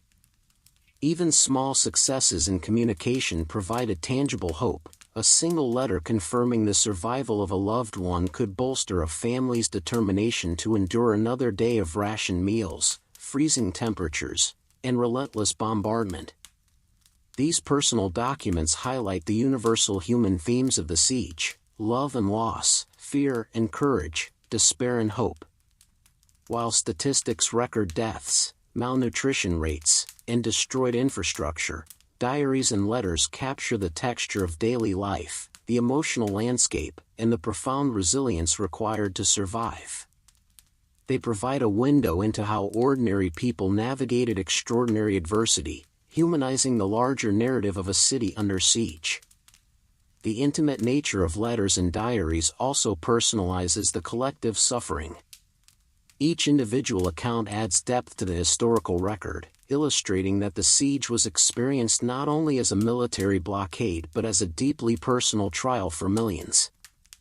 Stories emerge of children hiding scraps of food, parents comforting the dying, neighbors sharing blankets, and soldiers risking their lives to protect civilians. These human details bring the abstract horror of the siege into vivid relief. In retrospect, the letters and diaries of Leningrad's citizens are invaluable. They document the endurance of the human spirit under extreme duress, providing insight into coping mechanisms, ingenuity, and communal solidarity. They show how individuals maintain their identity, humanity, and hope even when surrounded by death, cold, and starvation. Ultimately, these personal writings form a living memory of the siege, preserving both the suffering and the heroism of those who endured it. Through the words of ordinary people, historians, descendants, and the wider world can grasp the scale of the siege's challenges, the courage required to survive, and the resilience of a population that refused to yield. In this way, the diaries and letters of Leningrad's inhabitants do more than record history, they testify to the enduring strength of the human spirit amid one of the most extreme conditions of war. By the winter of 1942, Leningrad had entered the most grueling phase of its siege, a period that would come to define the city's endurance and the extraordinary resilience of its inhabitants. The combination of extreme cold, dwindling food supplies, and relentless bombardment created a crucible in which both civilians and soldiers were tested beyond what most could imagine. This winter would prove lethal for thousands, yet it also demonstrated the city's remarkable capacity to endure and adapt under extraordinary pressure. Temperatures plummeted to levels well below freezing, and the bitter cold exacerbated the effects of already scarce food. Heating was limited to a small fraction of households, and the fuel needed to keep furnaces burning was in short supply. Many families resorted to burning furniture, books, or even scraps of wood salvaged from rubble to stave off hypothermia. In factories, workshops, and hospitals, workers and medical staff shivered through long shifts, often without protective clothing, as they attempted to maintain the city's defenses, production lines, and medical care. Food shortages reached critical levels. Daily rations, already meager, were further reduced to stretch limited supplies. Bread, the staple of survival, was often mixed with sawdust or other fillers to extend portions, while small amounts of vegetables, roots, or scavenged food provided minimal supplementation. Starvation mortality surged during this period, as individuals weakened by malnutrition became increasingly susceptible to disease and frostbite.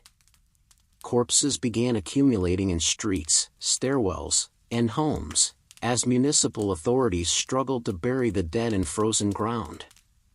Makeshift morgues and mass graves were hastily organized, highlighting the grim realities of daily life under siege. Hospitals and medical facilities were overwhelmed. Doctors and nurses worked tirelessly, treating frostbite, malnutrition, and illnesses such as typhus and dysentery with minimal resources. Operating theaters were unheated, and surgical procedures were often conducted under candlelight or improvised lamps. Medical personnel themselves faced exhaustion, hunger, and cold, yet continued to serve patients at great personal risk. The scale of suffering taxed every available resource, creating an environment in which survival required ingenuity, cooperation, and unrelenting determination. The psychological impact of this harsh winter was profound. Citizens were acutely aware of the thin margin between life and death. Fear, grief, and despair were constant companions, as neighbors, friends, and family members succumbed to the twin threats of starvation and cold. Yet, even in these conditions, acts of solidarity emerged, communities shared rations, neighbors assisted with heating and shelter, and volunteers carried out essential services to maintain minimal functionality. These acts reinforced the city's cohesion and collective resolve, providing a psychological lifeline alongside the physical one. Civilians adapted in remarkable ways. They scavenged for food along frozen canals, collected firewood from ruined buildings, and improvised cooking methods. Children, though extremely vulnerable, contributed by assisting families, fetching supplies, or aiding in communal kitchens. These adaptations were not simply survival strategies, they were assertions of agency in a world that sought to strip life away, demonstrating the ingenuity and resilience of the human spirit under extreme duress. Soviet troops within the city also faced extreme challenges. Soldiers manned defensive positions in freezing temperatures, often with insufficient food and clothing, while maintaining readiness against potential German incursions. Artillery units and snipers continued to repel enemy reconnaissance and bombardments, relying on determination and experience to compensate for exhaustion and deprivation. The coordination between military personnel and civilians was crucial. The city's survival depended on the integration of defense, production, and resource distribution despite the severe winter conditions. The winter of 1942 was a test of endurance on every level: physical, psychological, and social. Survival was measured not just in avoiding death but in maintaining cohesion, purpose, and human dignity. Breadlines, communal kitchens, improvised shelters, and clandestine supply operations became essential lifelines. Communities adapted through cooperation, resourcefulness, and shared vigilance, ensuring that the city's most vulnerable received attention while the population collectively worked to sustain life.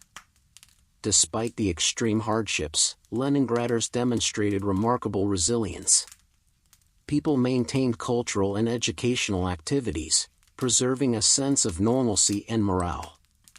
Teachers, artists, and volunteers organized lessons, performances, and communal activities wherever possible, providing both distraction and psychological reinforcement. Every loaf of bread, every bundle of firewood, every act of assistance was a small triumph against a siege designed to destroy both body and spirit. By the end of this winter, it was clear that the most severe phase of the blockade had arrived, but so too had a deeper understanding of the city's capabilities to endure. While starvation, frostbite, and disease claimed many lives, the combination of civic organization, military defense, and human ingenuity allowed Leningrad to continue resisting. The city had become a living testament to the resilience of the human spirit, demonstrating that even under the most extreme environmental and military pressures, survival was possible. The winter of 1942 in Leningrad stands as a symbol of unrelenting human endurance. Every act of courage, every shared ration, and every improvised solution contributed to a larger effort to keep the city alive. This period of the siege illustrated both the cruelty of war and environment and the extraordinary capacity of a population to resist, adapt, and survive. Leningrad's citizens endured one of history's harshest winters, leaving a legacy of courage, ingenuity, and determination that would resonate long after the siege ended. In the frozen streets and bombed-out buildings of Leningrad, winter of 1942 brought not only hunger and disease but also extraordinary acts of human courage. Amid the pervasive suffering and death, both civilians and soldiers performed feats of heroism that became the backbone of the city's endurance. These actions, born of necessity and compassion, provided critical lifelines to the population and sustained hope in a city teetering on the brink of collapse. Civilians frequently risked their lives to deliver food, fuel, and medical supplies to those unable to reach distribution centers. Volunteers carried heavy sacks of bread through snowdrifts, guided elderly neighbors to ration points, and navigated treacherous streets littered with debris from German bombardments. Mothers, fathers, and teenagers alike braved the bitter cold and artillery fire, often walking miles to deliver a small portion of bread or warm clothing to a neighbor. Each delivery, no matter how small, represented a tangible act of defiance against the forces seeking to destroy the city. Nurses and medics were among the most visible heroes in Leningrad. Working in overcrowded hospitals and makeshift infirmaries, they treated frostbite, malnutrition, and infectious diseases without adequate supplies or heating. Candlelight or stoves powered by scant fuel served as the only source of light and warmth as they performed surgeries, dressed wounds, and comforted the dying. Many medics contracted illness themselves, yet continued to care for patients, often with the knowledge that their own survival was uncertain. Their dedication exemplified the human capacity to act selflessly even in the most extreme conditions. Soldiers defending Leningrad also exhibited extraordinary heroism beyond the battlefield. In addition to manning fortifications and artillery positions, they assisted in civilian rescue operations, clearing snow to maintain access to ration points, transporting fuel and food, and helping evacuate children or the infirm. Despite malnutrition and exhaustion, they persevered, driven by a profound sense of duty to protect the city and its population. These acts strengthened both the practical defense and the morale of the population, demonstrating that courage could flourish even amid despair. Some stories of heroism became legendary. Residents rescued neighbors trapped in collapsing buildings, delivered water and bread to isolated households, and improvised heating solutions for families huddled in freezing apartments. In the freezing streets, groups of volunteers formed human chains to pull sleds laden with food across icy roads. Each act, while small individually, collectively contributed to the survival of thousands and embodied the enduring spirit of solidarity in Leningrad. Children, too, played a role in these acts of courage. Despite being vulnerable to starvation and cold, they assisted families and neighbors by gathering firewood, helping in communal kitchens, or conveying messages across the city. Their participation illustrated that heroism in Leningrad was not limited by age. Survival depended on everyone contributing to the collective effort. The psychological impact of these heroic actions was profound. Witnessing acts of selflessness and bravery instilled a sense of hope and resilience in a population constantly confronted with death and deprivation. Every loaf of bread delivered, every injured child tended, every person rescued reinforced the belief that survival was possible and that the human spirit could endure even the harshest conditions. The courage displayed in Leningrad was not only physical but also moral. Many risked their own lives to protect the vulnerable, demonstrating that heroism could emerge not only in combat but also in acts of compassion and solidarity. This duality, the defense of life against both enemy fire and the ravages of hunger and cold, became a defining feature of the city's survival. By winter of 1942, these acts of heroism had become part of the city's collective identity. Stories were shared among neighbors, recorded in diaries, and transmitted through community networks, reinforcing the idea that every individual could make a difference. The bravery of ordinary citizens and soldiers inspired those around them, creating a ripple effect that strengthened communal endurance and sustained morale. In conclusion, the courage displayed amid the siege of Leningrad was a crucial element in the city's survival. Civilians, nurses, medics, soldiers, and even children performed extraordinary feats to save lives and maintain hope. These acts, often undertaken at great personal risk, exemplified the resilience, ingenuity, and determination that allowed Leningrad to endure one of the longest and most brutal sieges in history. In the harshest winter, amid hunger, disease, and bombardment, the human spirit shone brightly, proving that even in despair, acts of bravery and compassion could sustain life and preserve hope.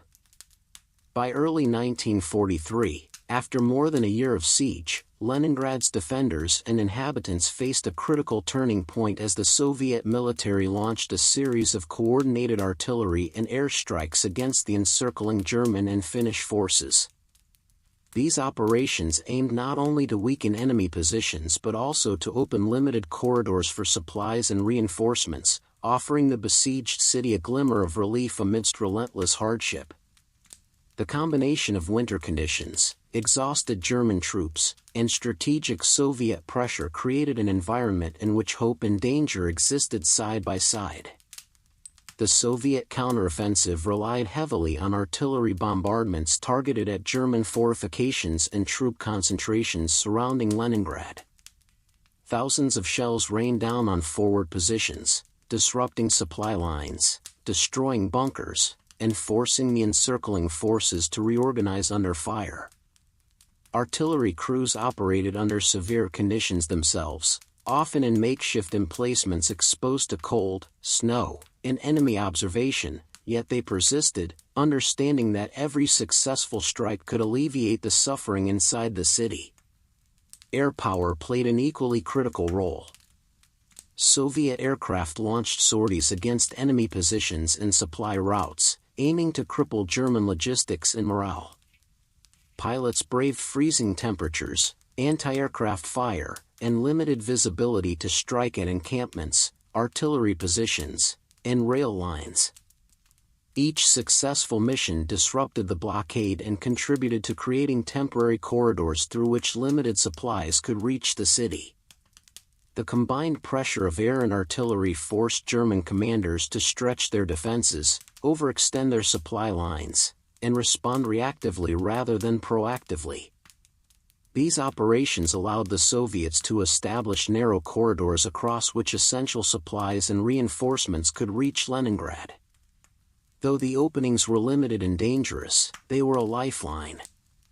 Trucks, sleds, and boats navigated these precarious routes, delivering food, fuel, and medical equipment to civilians and soldiers who had endured months of starvation and deprivation. Evacuation of vulnerable populations, including children and the sick, became possible through these narrow passages, saving countless lives and bolstering morale across the city. The pressure on German troops intensified. Already stretched thin by the severe winter and months of sustained operations, they faced repeated bombardments and harassment from Soviet forces. Morale began to waver as they realized the siege was no longer entirely under their control.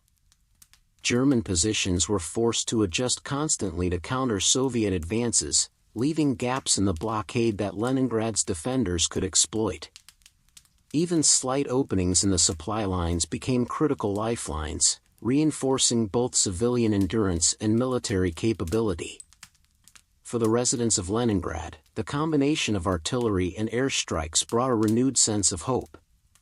While food remained scarce and winter continued to take its toll, the arrival of even limited rations and coal represented tangible evidence that the siege was not absolute. Families who had endured months of hunger and frost could now see that relief was possible, and the psychological boost of these small successes helped sustain the population through the continuing hardships. Civilians actively participated in supporting these efforts. Volunteers helped unload supplies, transport rations through the city, and repair infrastructure damaged by bombardments. Factories and workshops prioritized the production of items needed to sustain the defenders and maintain essential services. The coordination between military action and civilian resilience demonstrated the interdependence of all elements of the city's survival strategy. The winter conditions, though slightly mitigated as the cold began to soften, still posed significant obstacles. Snow and ice made transportation slow and dangerous, while freezing temperatures continued to exacerbate malnutrition and illness. Nevertheless, the combination of strategic Soviet strikes and the resulting supply corridors represented a turning point in the siege's dynamics, offering Leningrad a chance to recover just enough to endure the remaining months. In essence, the Soviet artillery and air campaigns of early 1943 were more than tactical operations. They were a lifeline to a starving city. They created openings that allowed supplies to reach desperate civilians, bolstered the defenders' morale, and applied pressure on the encircling German forces. The operations also symbolized the city's resilience and the beginning of a slow reversal in the siege, showing that even under extreme adversity, strategic initiative could alter the balance of survival. By combining relentless artillery barrages with precise airstrikes, the Soviets gradually forced the encircling forces into a reactive posture. Each successful delivery of food, fuel, or medical aid strengthened both the physical and psychological endurance of Leningrad's population. The campaign highlighted the interconnectedness of military strategy, logistics, and human endurance, and it marked the first clear signs that the siege's deadliest phase could be mitigated. The winter thaw, coupled with Soviet pressure, demonstrated that while the blockade remained formidable, the resilience of the defenders, civilians, and the Soviet military made it increasingly difficult for the German forces to maintain absolute control. Hope, tentative but growing, began to permeate the city. For Leningraders, every truck that crossed the ice, every ton of food delivered, and every evacuated child represented a small triumph against the relentless siege, a reminder that human courage and strategy could bend even the harshest circumstances toward survival. In conclusion, the combination of Soviet artillery and air operations in early 1943 marked a critical turning point in the siege of Leningrad. It provided essential supplies, facilitated evacuations, weakened German positions, and renewed morale among both soldiers and civilians. These efforts exemplified the strategic and human dimensions of endurance under siege, illustrating that even in a city encircled, battered, and starving, hope and resilience could persist, paving the way for the eventual partial relief and survival of Leningrad's population. By January 1943, nearly 500 days into the brutal siege of Leningrad, the city's residents faced the first tangible hope of survival beyond mere endurance. The Soviets had managed to open the road of life, a precarious supply and evacuation route across frozen Lake Ladoga, finally delivering critical food and fuel to civilians and evacuating the most vulnerable. This narrow corridor represented not just a logistical achievement but a psychological lifeline, offering relief after more than a year of relentless starvation, disease, and cold. The operation of the Road of Life was an immense challenge.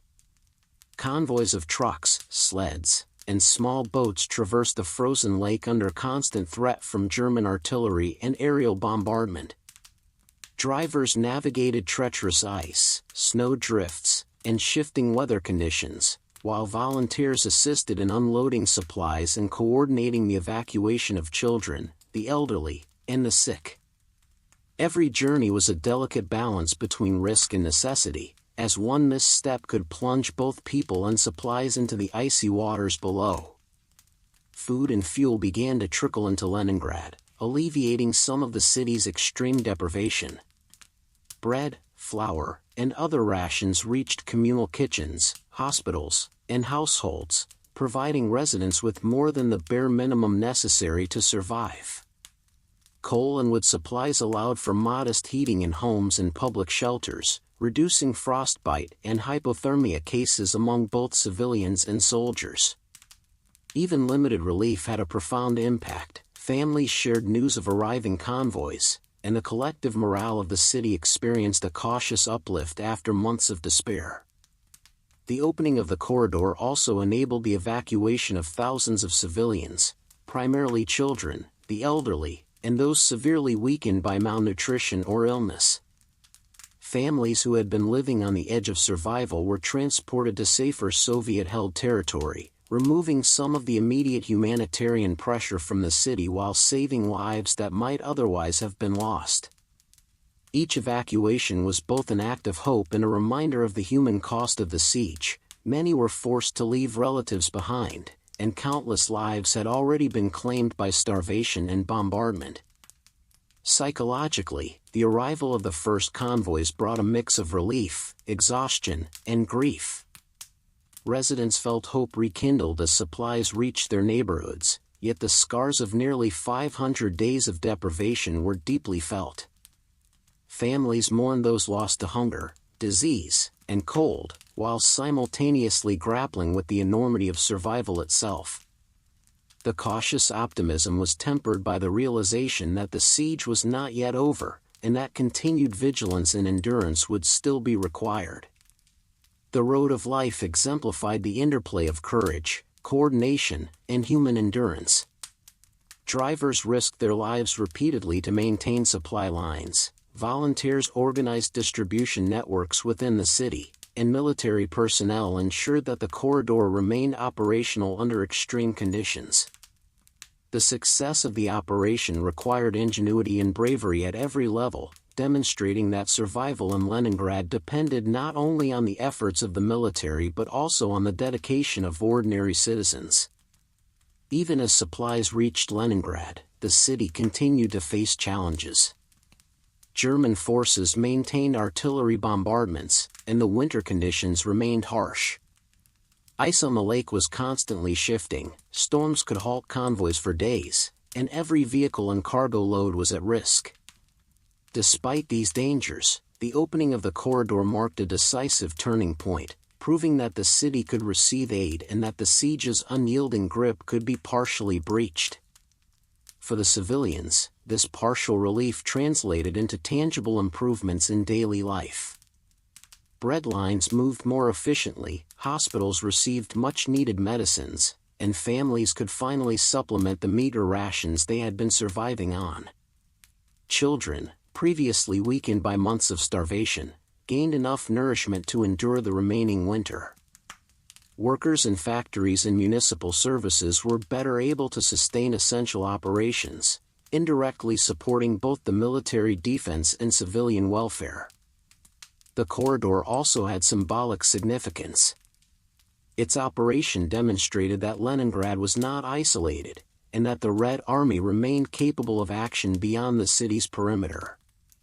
This knowledge bolstered morale and reinforced the belief that endurance could be rewarded, providing the population with renewed psychological strength to face the final months of the blockade.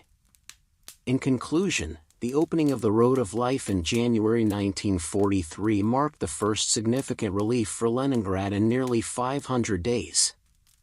Supplies reached civilians, vulnerable populations were evacuated, and a lifeline was established in the midst of near-total deprivation. While the siege continued, and hardships remained severe, the operation provided cautious optimism, tangible survival support, and a profound psychological boost.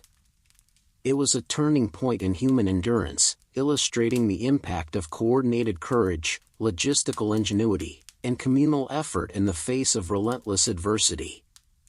The city, battered yet unbroken, experienced the beginnings of life beyond mere endurance, a reminder that even in the darkest times, hope and solidarity could prevail, and that the human spirit could endure and adapt against the most extreme conditions.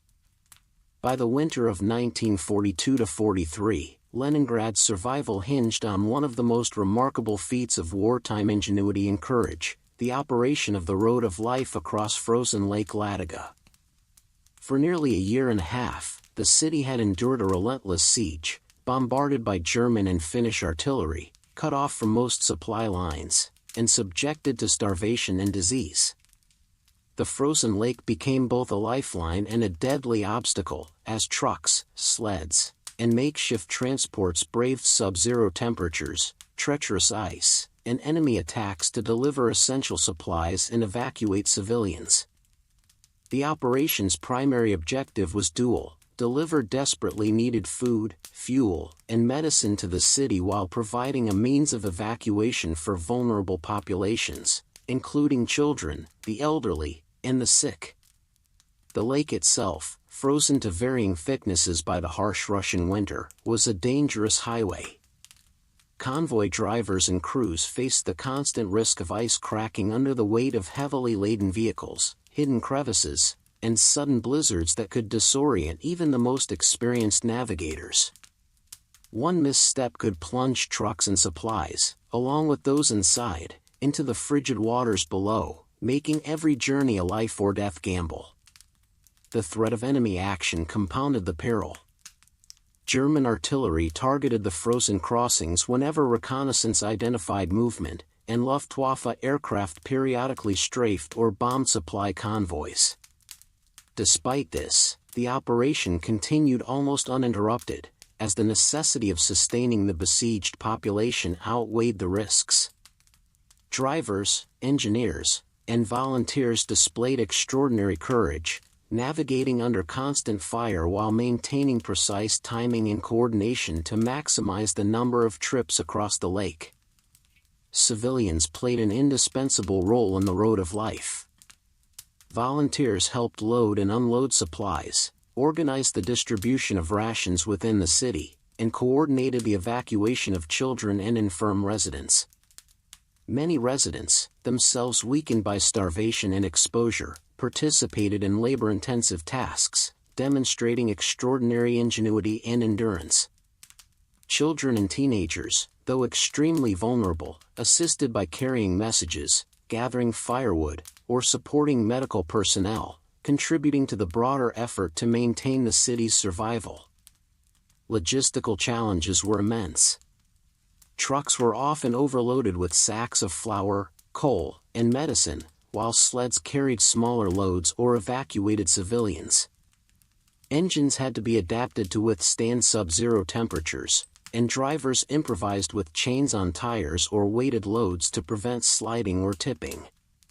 Coordinating arrivals and departures under such conditions required precise planning, as ice thickness varied across the lake, and storms could halt convoys for days.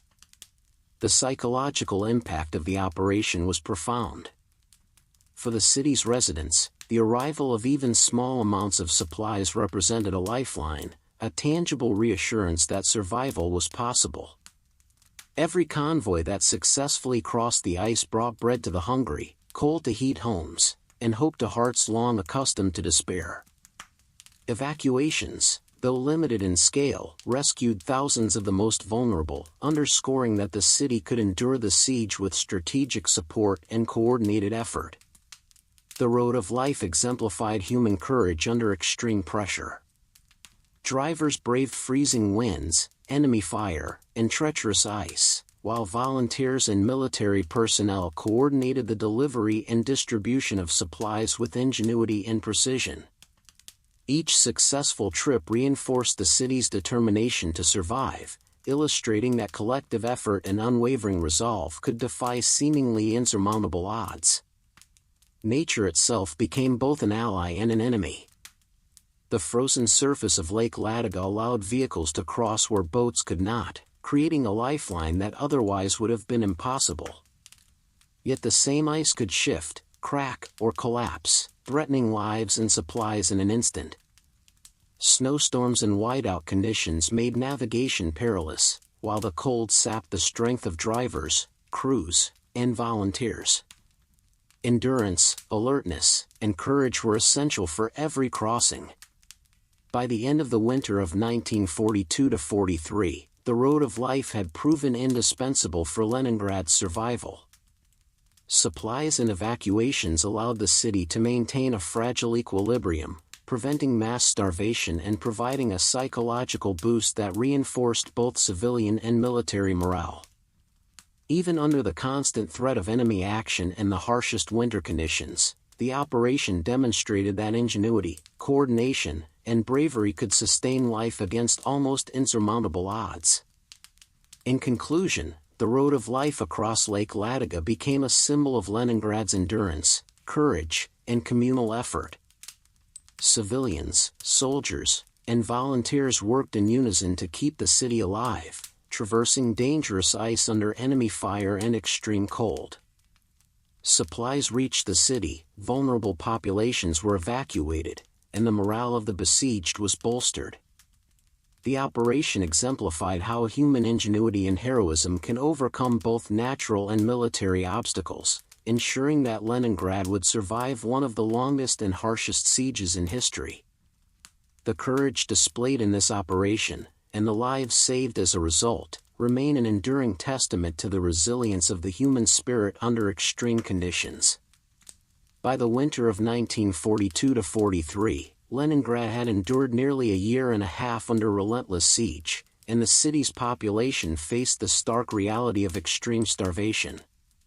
Food rations had dwindled to life-threateningly low levels, sometimes amounting to as little as 125 grams of bread per person per day, barely enough to sustain the human body under normal conditions, let alone in sub-zero temperatures and while performing the arduous tasks of daily survival.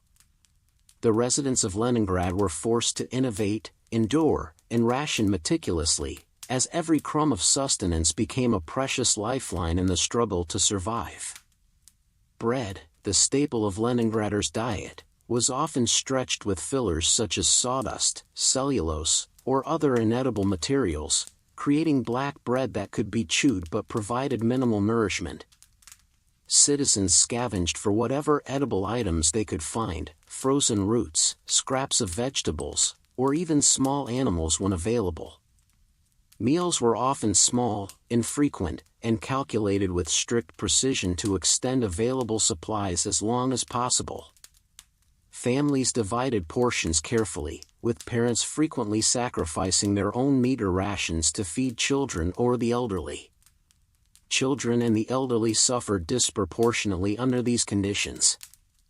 Malnutrition weakened immune systems, leaving them vulnerable to disease and frostbite.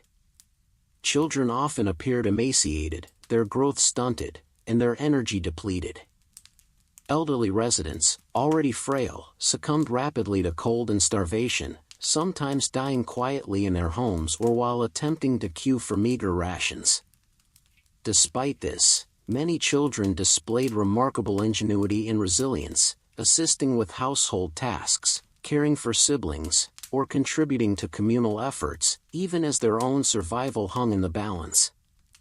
The impact of extreme rationing extended beyond mere physical deprivation. Hunger pervaded the psychological landscape of the city, creating constant anxiety, despair, and tension. Families worried not only for themselves but for neighbors and friends, and the inability to provide sufficient sustenance for loved ones weighed heavily on the population. Daily life was dominated by the search for food, the management of meager supplies, and the careful preservation of calories.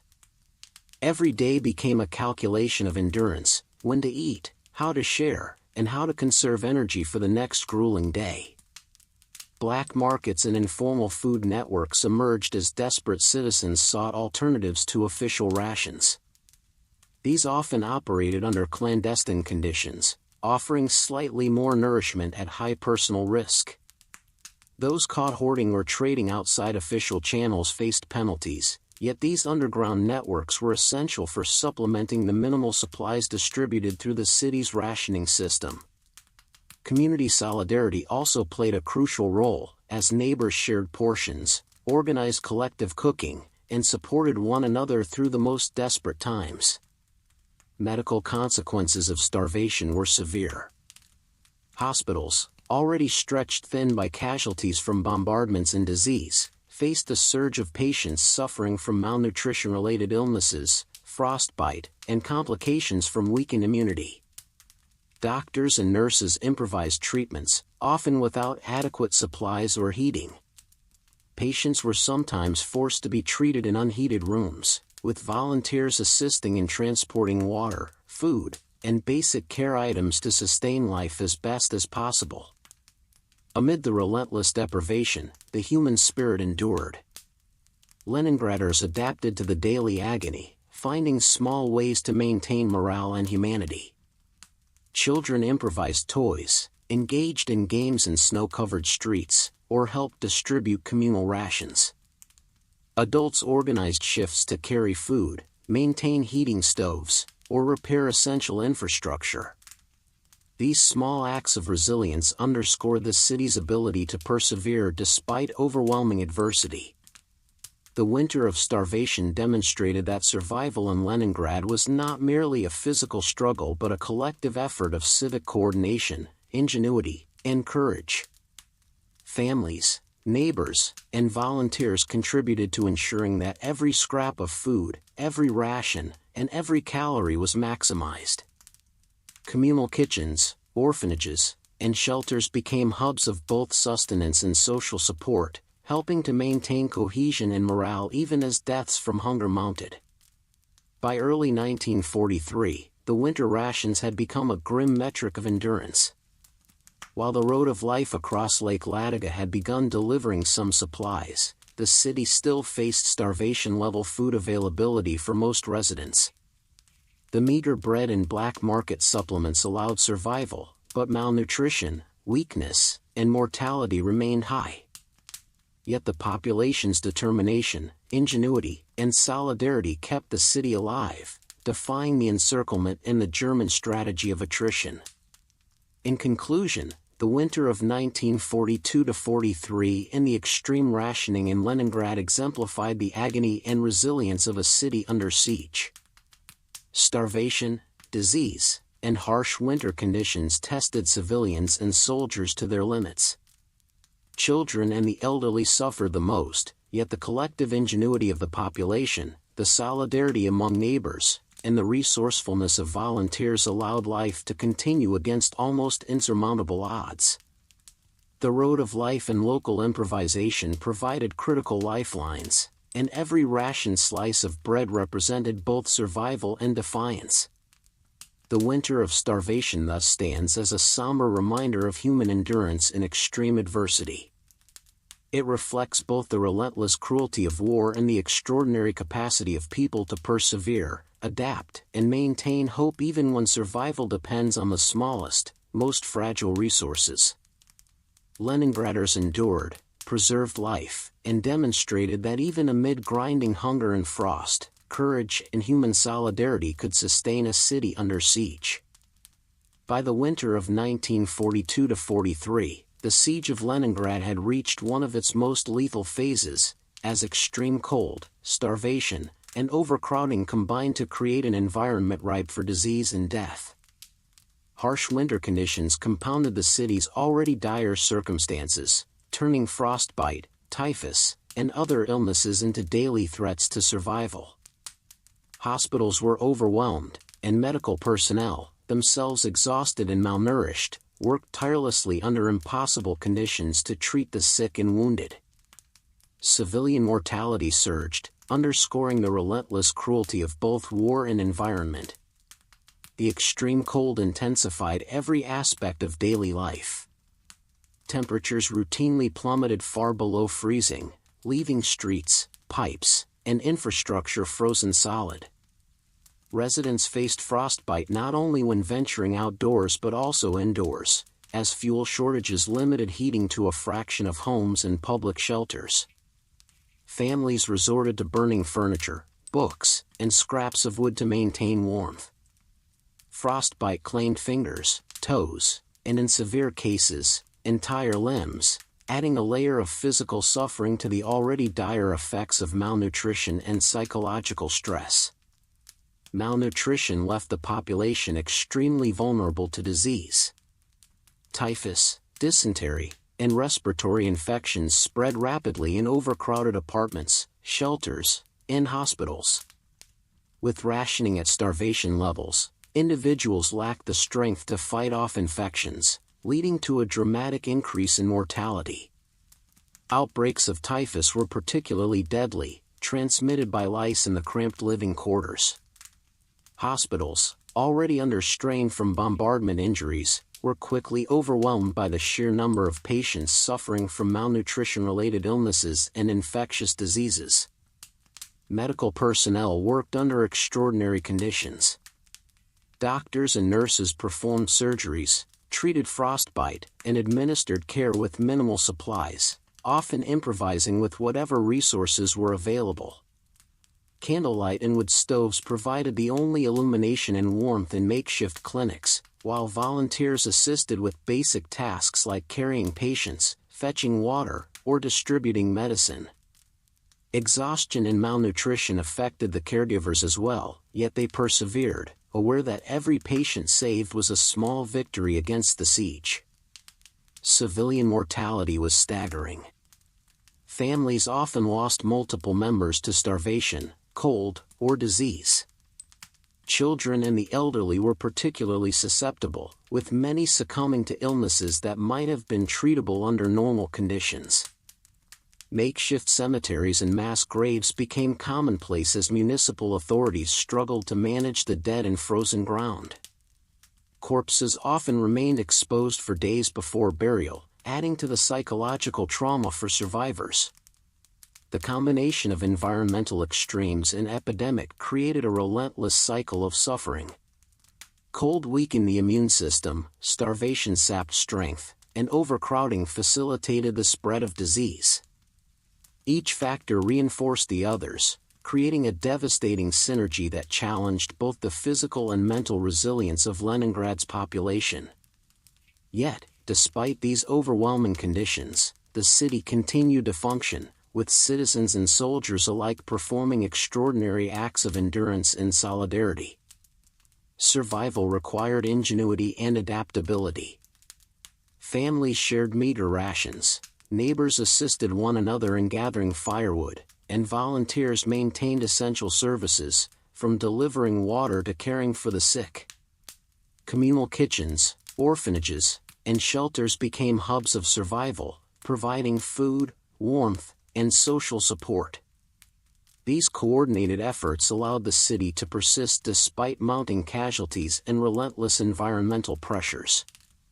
Even amid widespread death, acts of heroism persisted. Civilians risked exposure to frost and enemy fire to deliver medicine or transport the sick. Medical personnel worked long hours without breaks, improvising treatments with limited supplies. Volunteers maintained supply routes across ice and snow, ensuring that food and fuel reached those most in need. These efforts highlighted the city's capacity for collective resilience and the human ability to endure under extreme adversity. By the end of this winter phase, the siege had transformed Leningrad into a city where survival itself became a daily triumph. Every loaf of bread, every medical intervention, every warm shelter represented a small victory against overwhelming odds. While mortality remained high, the combined efforts of civilians, soldiers, and medical staff ensured that the city could persist through the deadliest months of the blockade. In conclusion, the winter of 1942-43 in Leningrad exemplified the relentless struggle against both environment and epidemic. Frostbite, starvation, and disease claimed thousands of lives, overwhelming hospitals and exhausting caregivers. Yet the courage, ingenuity, and solidarity of civilians and military personnel enabled the city to endure. Leningrad's ability to survive the harshest conditions of the siege serves as a testament to human resilience, demonstrating that even in the face of extreme cold, starvation, and epidemic, determination and cooperation can preserve life and hope. Amid the unrelenting siege of Leningrad, where starvation, bombardment, and bitter winter threatened the very survival of the city, its cultural life persisted as a vital form of resistance. Even in the darkest days, the people of Leningrad found ways to preserve music, theater, literature, and art, using creativity to sustain morale, inspire courage, and document the realities of life under siege. The cultural sphere became both a refuge and a weapon against despair, proving that the human spirit can endure even under the most extreme conditions. Theaters, concert halls, and community centers, often partially destroyed or requisitioned for shelters, continued to host performances. Musicians played in makeshift auditoriums or basements, their instruments warmed over stoves to prevent freezing, filling the air with music that lifted hearts amidst death and deprivation. Famous symphonies were performed alongside improvised ensembles, sometimes for small groups of exhausted soldiers, children, and civilians who craved normalcy and emotional reprieve. Even as bread was scarce and heating limited, these performances reminded residents of the beauty of life and the strength of shared cultural identity. Writers and journalists documented daily life in the besieged city, producing poems, diaries, and articles that captured both the suffering and the heroism of Leningrad's population. These accounts provided citizens with a sense of shared experience and purpose, reinforcing the idea that the city's endurance would not go unnoticed or unrecorded. Personal letters and literary works often highlighted acts of bravery, selflessness, and ingenuity, fostering hope and resilience even in the face of death and deprivation. Artists, too, played a significant role in maintaining morale. Painters, illustrators, and sculptors depicted scenes of the city under siege, the frozen streets, ration lines, and the bravery of citizens. Their work, often displayed in public spaces or circulated among neighborhoods, served to validate the experiences of ordinary residents and provide a sense of community and shared struggle.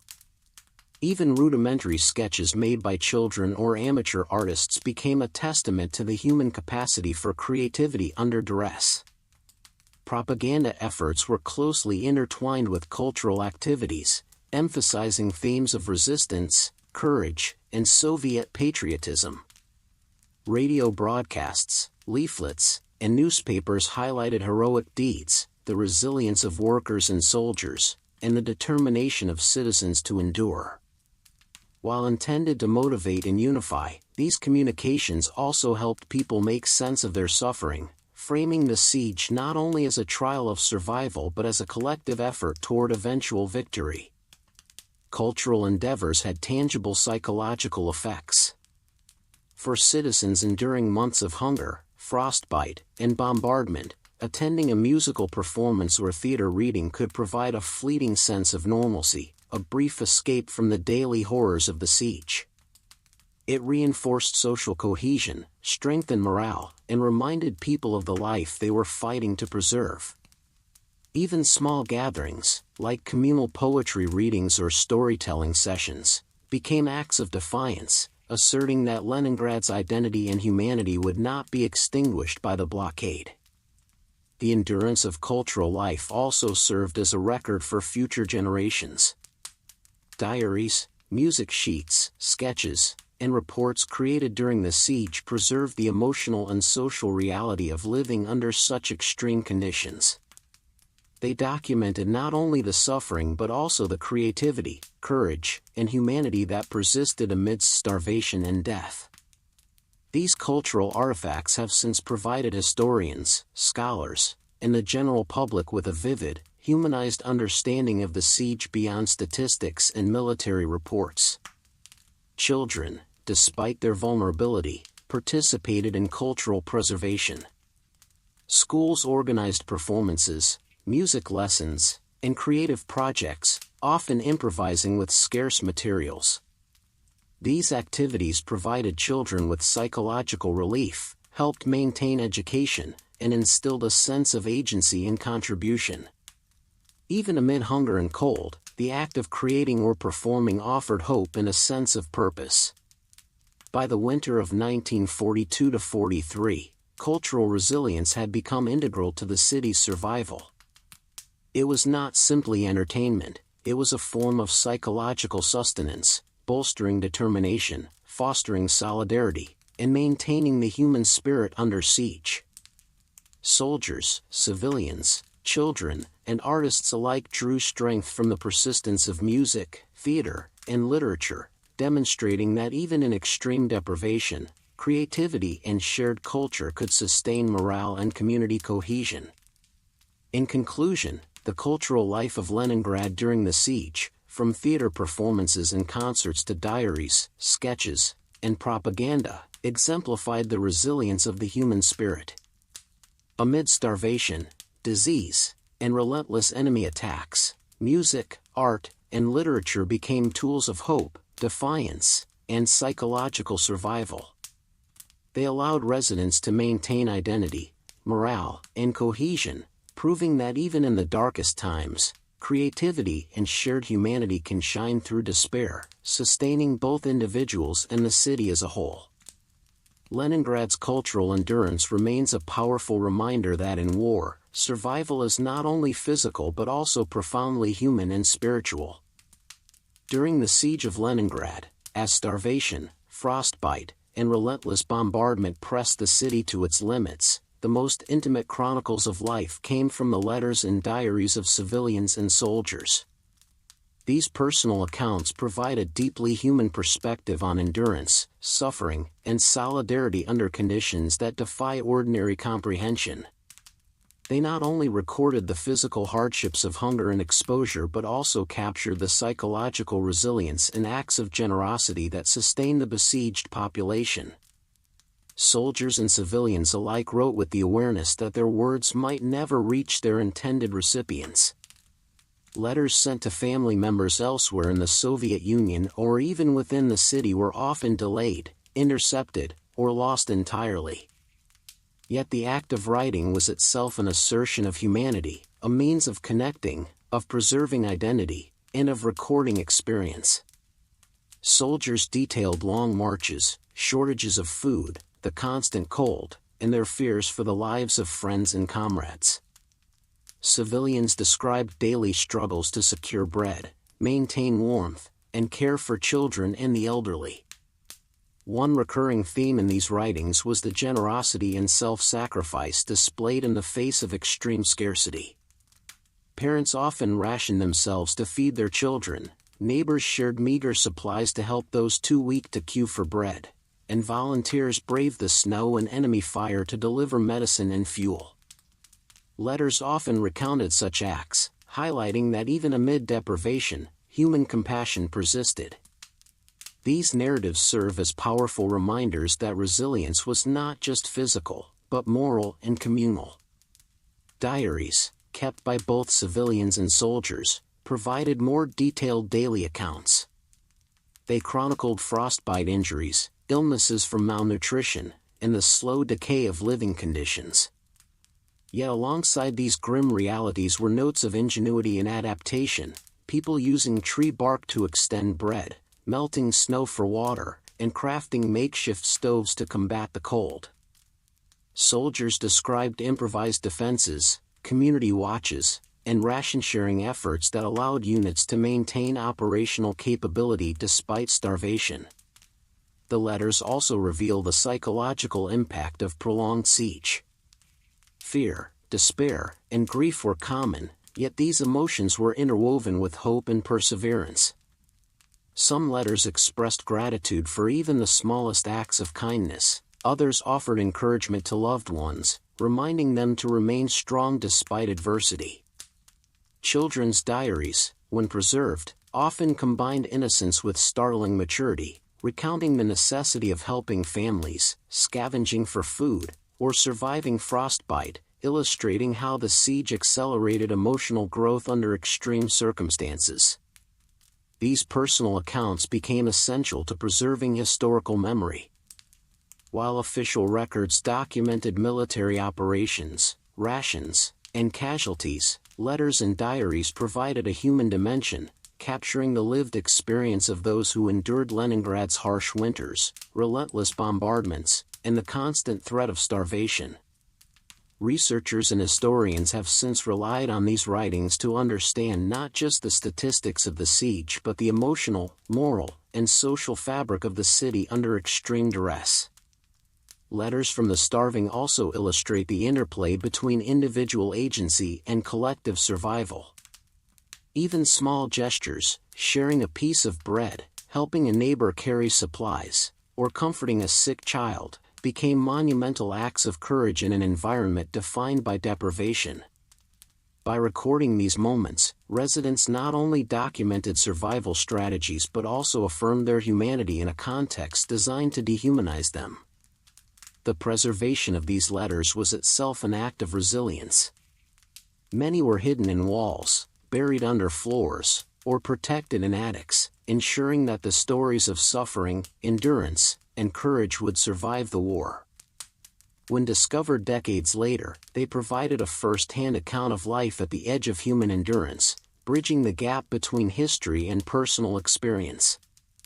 In conclusion, the letters and diaries of Leningrad's residents during the siege offer a unique and poignant window into extreme hardship. They reveal not only the physical suffering caused by starvation, frostbite, and disease but also the extraordinary resilience, self-sacrifice, and communal solidarity that allowed the city to survive.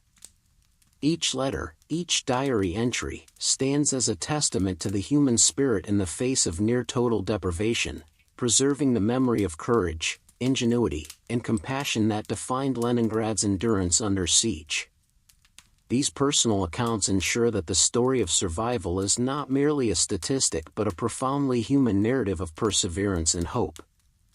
By spring 1942, the siege of Leningrad had entered a perilous new phase, as German and Finnish forces intensified their bombardments and tightened the encirclement around the city. After months of winter deprivation, the spring thaw did little to alleviate the suffering. Instead, it brought renewed strategic pressure, amplified hardship, and a constant reminder that survival was far from guaranteed. Civilians and defenders alike found themselves caught in a tightening vice, with scarcity, destruction, and fear intensifying daily life under siege. The German military sought to exploit the relative reprieve of winter's end, increasing artillery shelling and air raids to disrupt any semblance of recovery. Factories, hospitals, and residential neighborhoods became targets, further straining the city's already fragile infrastructure. Every bombardment caused casualties, destroyed food supplies, and damaged heating and water systems, exacerbating the harsh conditions that had carried over from winter. The city's population, already weakened by months of starvation and frostbite, faced mounting mortality and despair. Civilians struggled to adapt to the intensifying pressure. Food rationing, which had already reached minimal levels, was tightened further as supplies were consumed faster than they could be replenished. Black markets thrived in desperation, though scarcity limited even illegal access to food. Families and neighbors relied on one another more than ever, sharing what little they had to ensure that children, the elderly, and the sick could survive another day. Community solidarity became not only a moral imperative but a practical necessity for enduring the tightening siege. The military defenders of Leningrad, meanwhile, worked under extreme stress to reinforce the city's fortifications. Artillery and sniper positions were maintained around the perimeter, often in hastily repaired or improvised bunkers.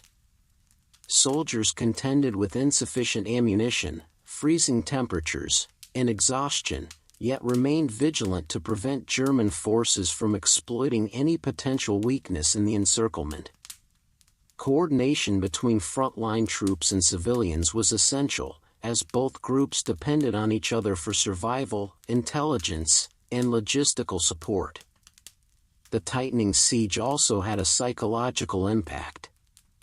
The constant threat of death from bombardment, disease, and starvation weighed heavily on the city's population. Anxiety, grief, and despair were pervasive, yet resilience persisted. Letters and diaries from the period reveal a mix of fear and determination, as citizens documented their struggles while holding on to hope for eventual relief.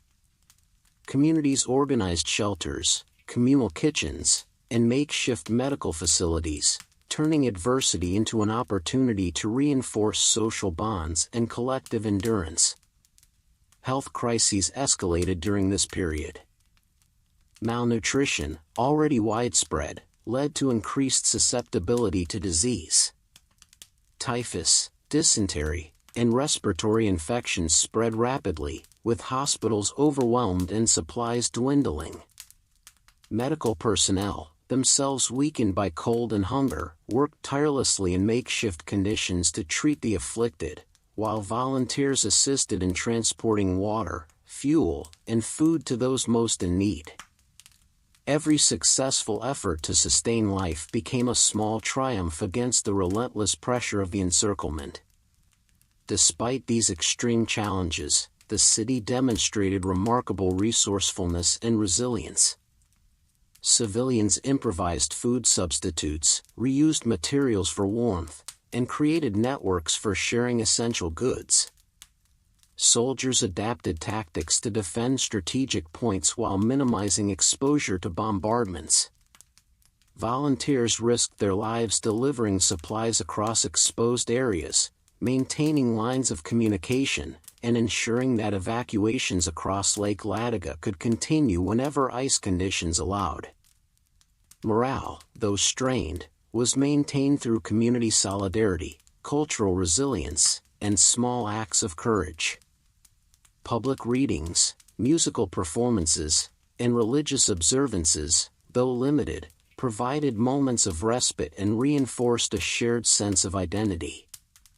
The psychological weight of knowing that each day survived was an achievement in itself helped citizens persevere. In summary, the spring of 1942 marked a critical intensification of the siege. German forces renewed their attacks, tightening the encirclement and increasing the mortality and suffering within Leningrad. Civilians, soldiers, and volunteers were tested to their limits, facing starvation, disease, and destruction while maintaining the city's defenses and daily operations. The period illustrated the suffocating pressure of prolonged warfare on a trapped population, highlighting both the extreme challenges of survival and the extraordinary endurance, ingenuity, and solidarity that allowed Leningrad to persevere in the face of overwhelming adversity.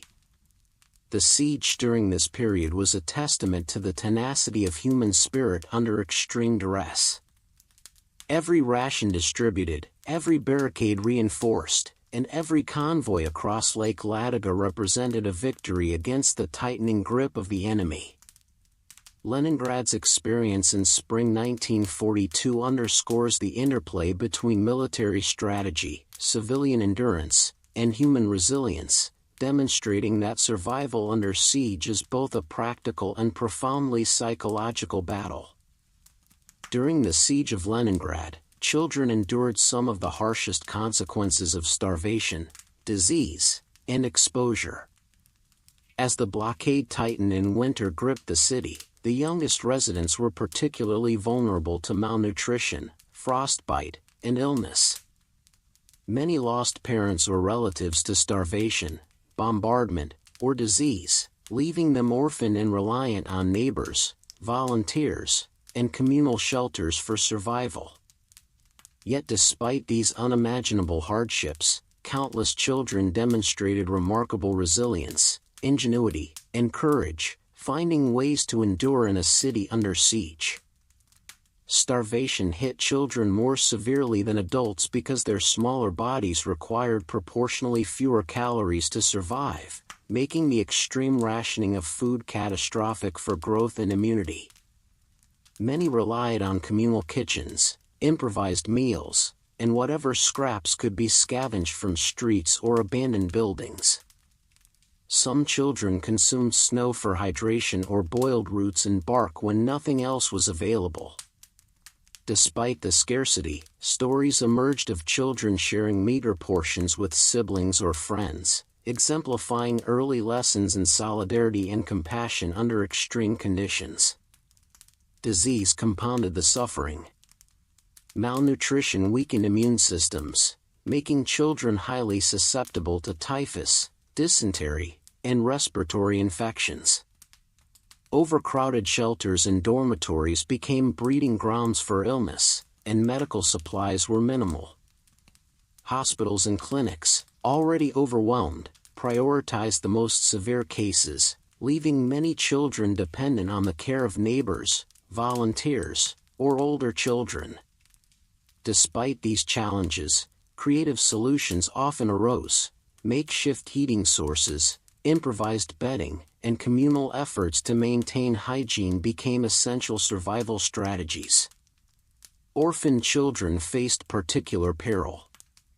Many were taken in by neighbors, distant relatives, or community committees, which organized shelters and temporary homes. These safe havens provided minimal protection from hunger and cold but offered structure, supervision, and a sense of security amidst chaos. Older children frequently assumed adult responsibilities, caring for younger siblings or assisting in cooking, firewood collection, and ration distribution. Such responsibilities accelerated maturity but also forged a strong sense of resilience and ingenuity. Schools struggled to function, yet education continued whenever possible. Teachers adapted to the harsh conditions, providing lessons in literacy, numeracy, and practical survival skills. Schools doubled as shelters, kitchens, and communal centers, ensuring that even amid hunger and fear, children maintained a sense of routine, community, and hope. Extracurricular activities, simple games, storytelling, and singing helped sustain morale and provided psychological relief from the constant hardships. The siege also highlighted acts of extraordinary courage among children. Some navigated frozen streets alone to deliver messages or collect firewood. Others assisted neighbors by carrying supplies or helping care for the sick. Even small tasks became vital contributions to the city's survival, demonstrating that heroism under siege was not limited to adults or soldiers but extended to the youngest residents, whose actions often made the difference between life and death. Psychologically, these experiences left lasting impacts. Children internalized the stress, fear, and trauma of the siege, witnessing deaths and suffering on a daily basis. Yet at the same time, they absorbed lessons in cooperation, empathy, and resilience. Diaries, letters, and later recollections reveal a mixture of sorrow, fear, and pride at having endured one of history's most brutal blockades. The resilience of children during the siege became emblematic of Leningrad's broader survival.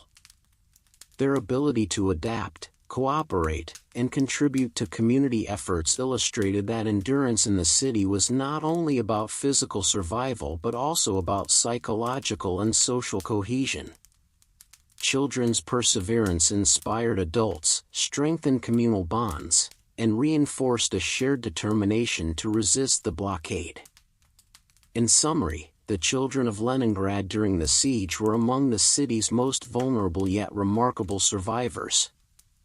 Starvation, disease, and cold disproportionately affected them, while orphanhood and family loss heightened their challenges. Yet through ingenuity, mutual aid, and courage, they navigated the extreme hardships of life under siege. Schools, shelters, and community efforts provided vital support, sustaining hope and structure. Their experiences exemplify tragic resilience, highlighting how innocence can endure and adapt even in the most severe conditions, and offering a poignant reminder of human endurance under the duress of war. These young survivors of Leningrad stand as testaments to the human spirit, showing that even in the grip of starvation, ice, and death, courage and ingenuity can allow life to persist, and hope to endure in the darkest of times. By mid-1943, after nearly 2 years of unrelenting hardship, the citizens of Leningrad began to glimpse hope on the horizon. Soviet counteroffensives along the northern and southern flanks of the siege lines created weak points in the encirclement, allowing critical supplies and reinforcements to reach the city for the first time in months. Though the siege was far from over, these breakthroughs represented a tangible shift in the city's fortunes, offering a fragile promise of survival beyond mere endurance.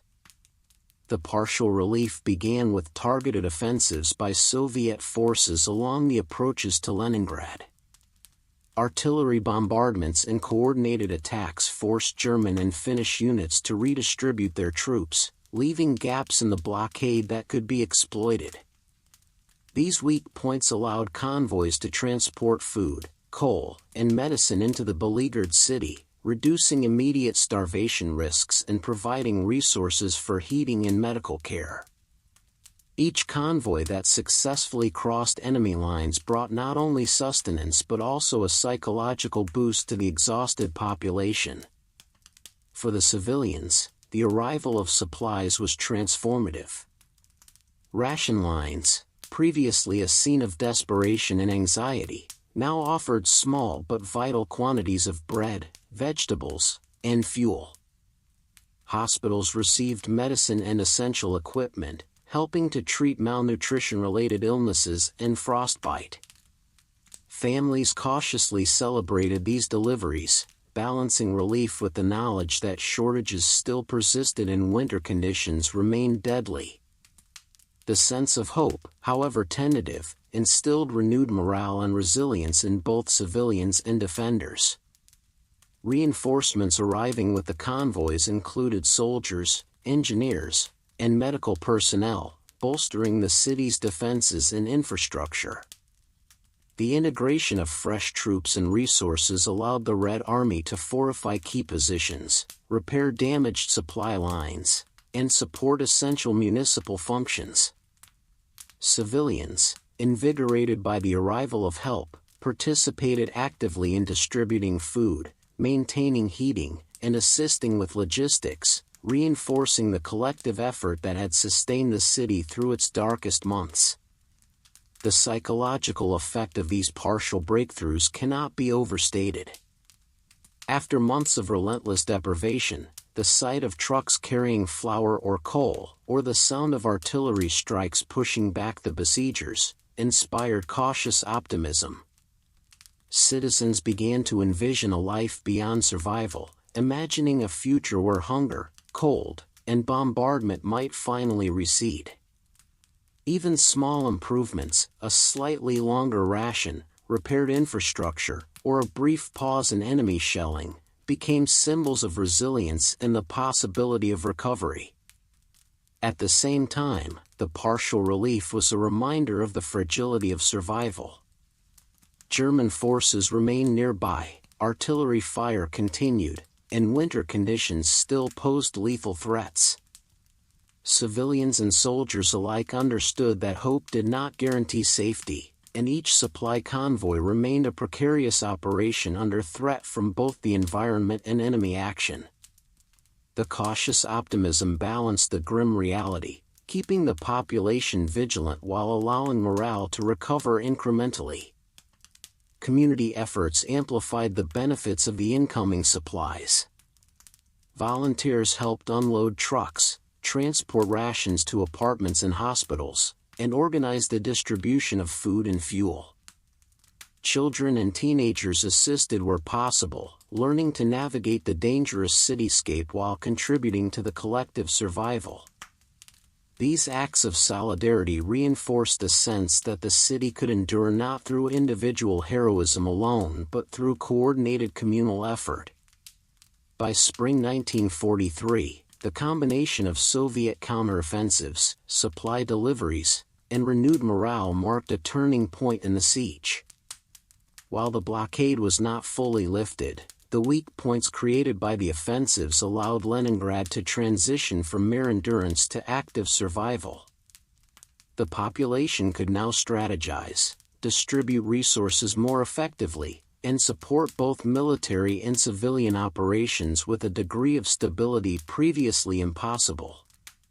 In conclusion, the Soviet counteroffensives that produced hope on the horizon represented a critical moment in Leningrad's siege. Supplies and reinforcements began reaching the city, providing both physical sustenance and a vital psychological boost. Civilians and soldiers cautiously embraced this light piercing through months of darkness, understanding that while challenges remained, survival was increasingly attainable. These developments highlighted the interplay of military action, logistics, and human resilience, demonstrating that even in a city subjected to extreme deprivation and constant threat, strategic pressure and collective effort could create the conditions for hope and eventual recovery. The cautious optimism of Leningrad's citizens during this period stands as a testament to the strength of human endurance. Even under the harshest siege conditions, the combination of strategic military advances and communal resilience offered a glimpse of survival and the first steps toward reclaiming life beyond the shadows of hunger, frost, and bombardment. By late 1943, as Leningrad approached the final months of its prolonged siege, the city remained in an extraordinary state of tension and deprivation. While German forces had failed to completely sever supply lines, the population continued to endure extreme hunger, cold, and bombardment. Yet signs of change began to emerge. Soviet reinforcements and partially restored supply corridors hinted that the siege's grip was loosening, even as survival remained perilous. These final months were a mixture of persistent hardship and cautious anticipation, testing the limits of human endurance. German forces, despite months of effort, were unable to maintain complete control over the approaches to the city. Partial Soviet counteroffensives and the opening of narrow supply corridors via Lake Ladoga allowed modest flows of food, coal, and medicine to reach civilians and military units. These supplies, though insufficient to fully alleviate suffering, provided critical sustenance and reinforced the defenders' capacity to hold the city. Every successful convoy represented both a lifeline and a psychological victory, signaling that Leningrad was not entirely isolated. Civilians continued to struggle against starvation and cold, often subsisting on minimal rations, black bread with fillers, and whatever edible materials could be found. Frostbite, malnutrition, and disease remained pervasive, particularly among children and the elderly. The city's medical services, though partially reinforced by incoming supplies and personnel, remained overwhelmed. Hospitals, field clinics, and volunteers worked tirelessly to treat those affected, improvising treatments and care under extremely harsh conditions. The psychological state of the population reflected the tenuous balance between despair and hope. Residents were acutely aware of the constant threat of death from hunger and exposure, yet the sight of Soviet troops advancing in convoys delivering supplies instilled a fragile optimism. Letters and diaries from the period reveal citizens' cautious acknowledgement that the siege might not last indefinitely, even as the daily struggle for survival continued. Soldiers defending the city also faced relentless challenges. Their posts, often in freezing, exposed positions, required constant vigilance. Supply shortages affected ammunition, heating, and basic necessities. Yet, they maintained defensive positions and coordinated with civilian efforts, understanding that any lapse could endanger the entire population. The combination of endurance, discipline, and emerging Soviet pressure helped stabilize the front lines, creating a foundation for the eventual relief of the city. Even amidst ongoing deprivation, acts of solidarity and courage persisted. Civilians organized communal kitchens, shared food and fuel, and assisted with medical care, while volunteers transported supplies across snow-covered streets and precarious ice routes. Children, though weakened, participated where possible, helping families and neighbors, ensuring that the city's survival remained a collective endeavor. These acts reinforced social cohesion and allowed the city to withstand both the material and psychological pressures of the final months of siege. The approach of Soviet reinforcements created a palpable sense of anticipation. While food and fuel were still scarce, residents recognized that the blockade's strict hold was eroding. German forces faced increasing pressure, unable to maintain the same level of control as in previous winters. Civilians and soldiers alike understood that the siege's end was not imminent but becoming increasingly plausible, creating a tense balance between endurance and hope. In these months, survival required extreme adaptability and perseverance. Families rationed every calorie, improvised heating, and coordinated communal efforts to sustain life. Soldiers and volunteers worked tirelessly to ensure that essential services continued despite ongoing bombardments and harsh conditions. Every successful distribution of food, every medical intervention, and every act of courage reinforced the population's capacity to survive. In conclusion, the final months of the siege of Leningrad were characterized by extreme hardship tempered by cautious anticipation. Civilians and defenders continued to endure starvation, frost, and bombardment, while limited supplies and the approach of Soviet reinforcements offered the first real hope of relief. The population's resilience, ingenuity, and solidarity allowed the city to persist even under the most severe conditions. This period underscores the interplay of human endurance, strategic military pressure, and logistical ingenuity, demonstrating that survival in extreme adversity is as much about psychological resilience and community cohesion as it is about physical sustenance. The end of the siege, while not yet realized, was beginning to cast its shadow, signaling that even in the darkest conditions, hope and perseverance could prevail. By January 1944, after more than 2 years of relentless siege, Leningrad finally experienced a pivotal breakthrough. Soviet offensives successfully lifted the encirclement, allowing the city to breathe for the first time in nearly 900 days. The lifting of the blockade marked a monumental achievement, not only in military terms but also in human resilience. Civilians and soldiers alike faced a profound mixture of relief, grief, and exhaustion, as the cost of survival became painfully clear in the faces of those who had endured starvation, frostbite, disease, and bombardment. The Soviet military offensive was meticulously coordinated. Units along the northern and southern sectors of the siege lines launched simultaneous attacks, targeting German and Finnish positions that had previously maintained near-complete control over the city. Artillery barges softened enemy fortifications, while infantry units pressed forward to reclaim strategic points and secure supply routes. These operations required precise timing, courage, and coordination, as enemy forces still retained pockets of resistance and could inflict substantial casualties. As the encirclement weakened, the city's lifelines across Lake Ladoga became more secure and efficient. Convoys of trucks, sleds, and boats transported supplies with greater reliability, reducing the constant threat of starvation.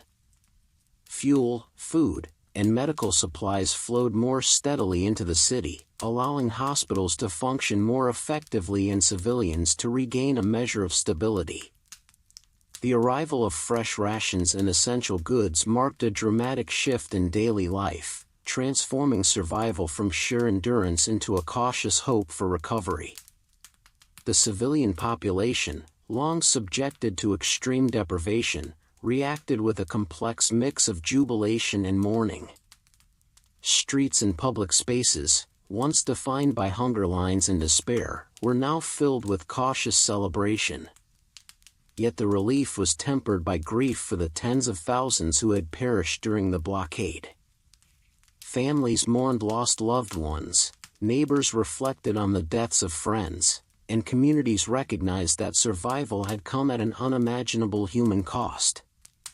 The city itself bore visible scars, abandoned buildings, frozen corpses hastily buried, and remnants of makeshift shelters throughout neighborhoods. Soldiers defending Leningrad also experienced profound relief. Their prolonged efforts to hold strategic positions, man fortifications, and assist civilians had finally yielded results. Morale surged, but the emotional weight of comrades lost, the exhaustion of extended combat, and the enduring effects of frostbite and malnutrition reminded them that victory was measured in survival as much as in territorial gains. Veterans would carry the psychological imprint of the siege for decades, reflecting on both the resilience they had displayed and the immense suffering endured. The lifting of the siege also restored a sense of agency to the city's residents. For months, civilians had operated in a near-total state of dependency and fear, reacting to the blockade's pressures rather than shaping their environment. With Soviet forces reopening secure supply lines and reclaiming surrounding territory, citizens could participate more effectively in reconstruction, distribution of supplies, and care for the wounded and vulnerable. Communal kitchens, factories, and medical facilities could now function with greater efficiency, allowing the city to transition from survival to recovery. Despite the relief, challenges remained. Leningrad was still recovering from the long-term effects of malnutrition, frostbite, and disease, which had left countless residents physically weakened. Infrastructure was damaged or destroyed, requiring urgent repair to restore utilities, transportation, and public services. Psychological recovery would take years, as the trauma of extended siege conditions, mass deaths, and constant threat had deeply affected every segment of the population. The human endurance displayed during the siege was extraordinary. Families had rationed bread to nearly inhumanly low levels, children had adapted to extreme conditions, and volunteers had risked their lives transporting supplies and assisting the sick. Hospitals and medical personnel had functioned under near impossible conditions, and soldiers had defended the city with unwavering resolve. Every act of courage, ingenuity, and solidarity contributed to the eventual survival of the city and its population. In retrospect, the breaking of Leningrad's siege stands as a testament to resilience under extreme adversity. It illustrates how strategic military action, logistical coordination, and collective human effort can converge to overcome conditions that might otherwise seem insurmountable. The lifting of the encirclement in January 1944 transformed the city from a symbol of suffering into a symbol of endurance, courage, and communal perseverance. In conclusion, Leningrad's survival after nearly 900 days of siege represents both a triumph and a tragedy. The city endured constant starvation, freezing winters, disease, and relentless bombardment. The partial and eventual lifting of the blockade by Soviet forces brought relief, supplies, and renewed morale, yet the scars of human suffering remained evident in every street, home, and survivor. The story of Leningrad is a powerful testament to human resilience, collective courage, and the indomitable will to survive under the most extreme conditions of war. The city emerged alive, a living monument to endurance and the capacity of ordinary people to withstand extraordinary adversity. With the lifting of the siege of Leningrad in January 1944, the survivors faced the monumental task of rebuilding life amidst devastation. Civilians and soldiers emerged from nearly 900 days of starvation, cold, disease, and constant bombardment, carrying the profound physical and psychological scars of the ordeal. Recovery was a slow and painful process, requiring both practical reconstruction of the city's infrastructure and the gradual healing of communities traumatized by prolonged suffering and loss. The physical challenges were immense. Much of Leningrad's housing stock had been destroyed or severely damaged, leaving thousands without shelter. Factories and workshops, crucial for both wartime production and post-siege rebuilding, had suffered from neglect, bombardment, and shortages of materials. Roads, bridges, and utility lines required urgent repair to restore basic functionality and allow food, fuel, and medical supplies to circulate efficiently. Citizens worked tirelessly to rebuild their homes using salvaged materials, often improvising to create makeshift dwellings that would provide minimal protection against the harsh climate. Factories were gradually restored, allowing the city to resume limited industrial production. Civilians, including women and teenagers who had carried much of the labor burden during the siege, returned to their posts. Skilled workers repaired machinery, while others assisted with cleaning and clearing debris. These efforts were essential not only for economic recovery but also for psychological resilience, giving residents a sense of purpose and agency in a city that had endured unprecedented destruction. Medical recovery was equally critical. Hospitals and clinics, which had been overwhelmed during the siege, continued to treat lingering illnesses caused by malnutrition, frostbite, and infectious disease. Survivors faced chronic health issues, including weakened immune systems, lingering infections, and psychological trauma. Medical staff, often fatigued themselves from years of service, worked to restore health and provide support for both physical and mental rehabilitation. Psychological scars ran deep. Survivors mourned the tens of thousands who had perished, many of whom were family members, friends, or neighbors. Grief, guilt, and trauma persisted, manifesting in nightmares, anxiety, and depression. Communities organized memorials and commemorative events to honor the dead, preserving collective memory and helping the living process their loss. Schools and cultural institutions gradually reopened, offering children and adults alike a sense of continuity and stability amidst the ongoing recovery. Social structures had to be rebuilt as well. Families torn apart by death or evacuation reunited when possible, while neighbors supported one another in the restoration of daily routines. Communal kitchens, once essential for survival, shifted focus to more normalized food distribution, gradually replacing the harsh rationing of siege days with slightly more abundant and nutritious supplies. The gradual re-establishment of daily life, routines, and social bonds was critical for psychological healing and community cohesion. Despite progress, recovery was tempered by lingering hardship. Many residents remained physically weakened by prolonged malnutrition, and housing shortages persisted. Essential services like water, electricity, and heating required careful coordination to restore functionality. Survivors understood that rebuilding would take months, even years, and that full recovery was not immediate.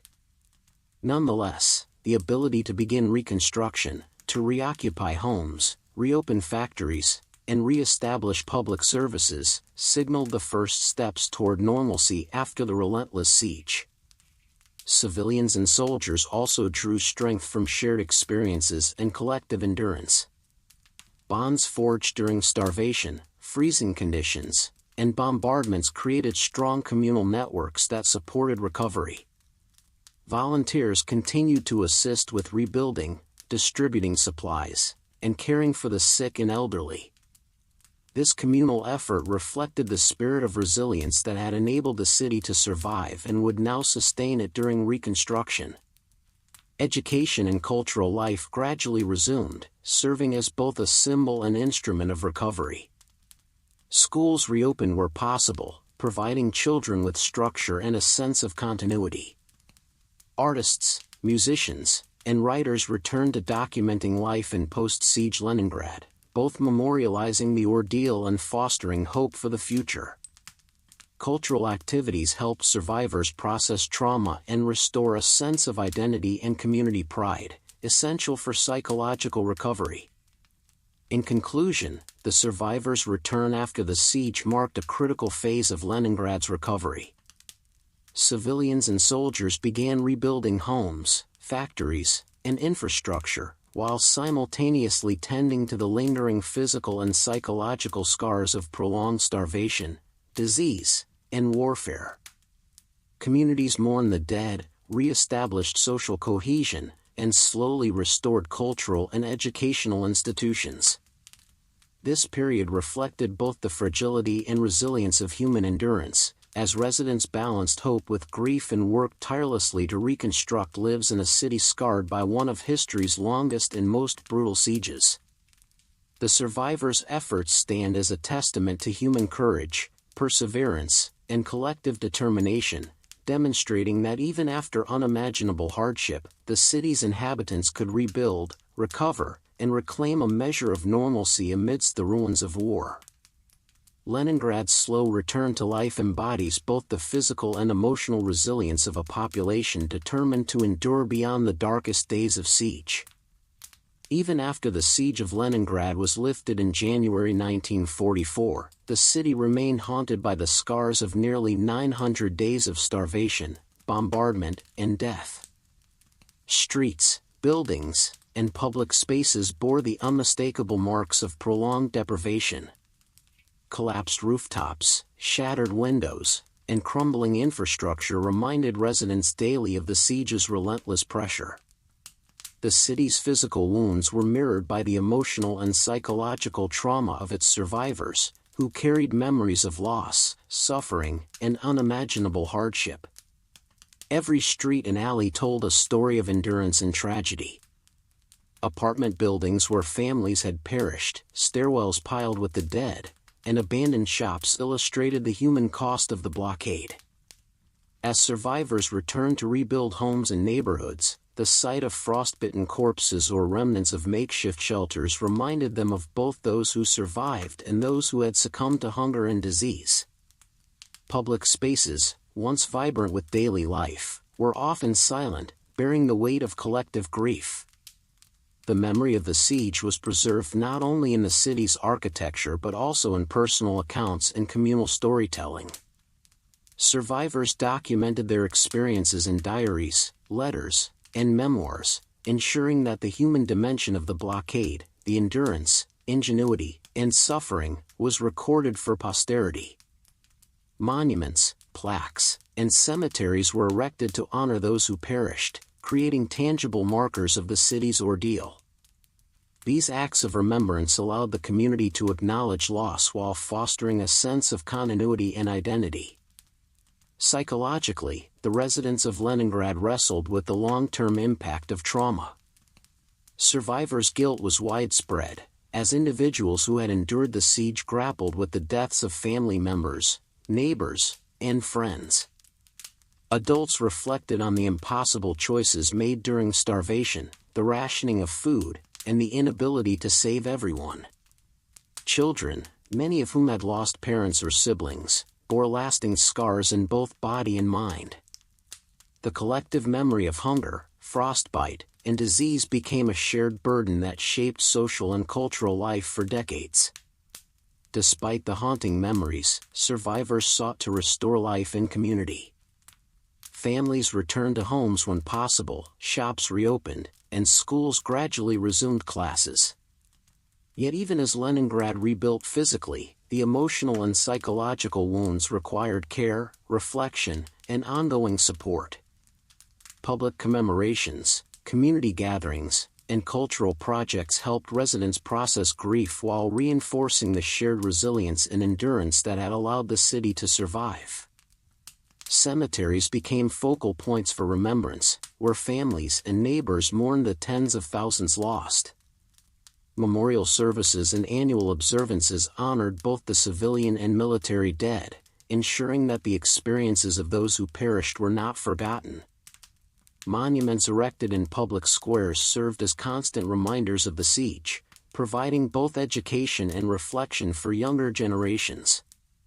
These commemorative practices were essential for transmitting collective memory and fostering a sense of continuity despite the staggering losses endured. The lingering presence of trauma influenced daily life in post-siege Leningrad. Citizens navigated spaces marked by death and destruction, often encountering reminders of famine and bombardment. Streets once teeming with activity now contain ruins, empty lots, or improvised memorials. Even as children played and commerce resumed, the psychological echoes of the blockade were present, a quiet testament to the enduring impact of prolonged suffering. In conclusion, the streets and buildings of Leningrad after the siege were haunted by the past, both physically and emotionally. The marks of starvation, cold, disease, and destruction remain visible, while the memories of loss, trauma, and endurance continued to shape the city's identity. Survivors carried the weight of grief and survivors' guilt, even as they rebuilt homes, communities, and institutions. Through commemorations, memorials, and personal narratives, the city preserved the human memory of the siege, ensuring that future generations understood the immense sacrifices and resilience that allowed Leningrad to survive.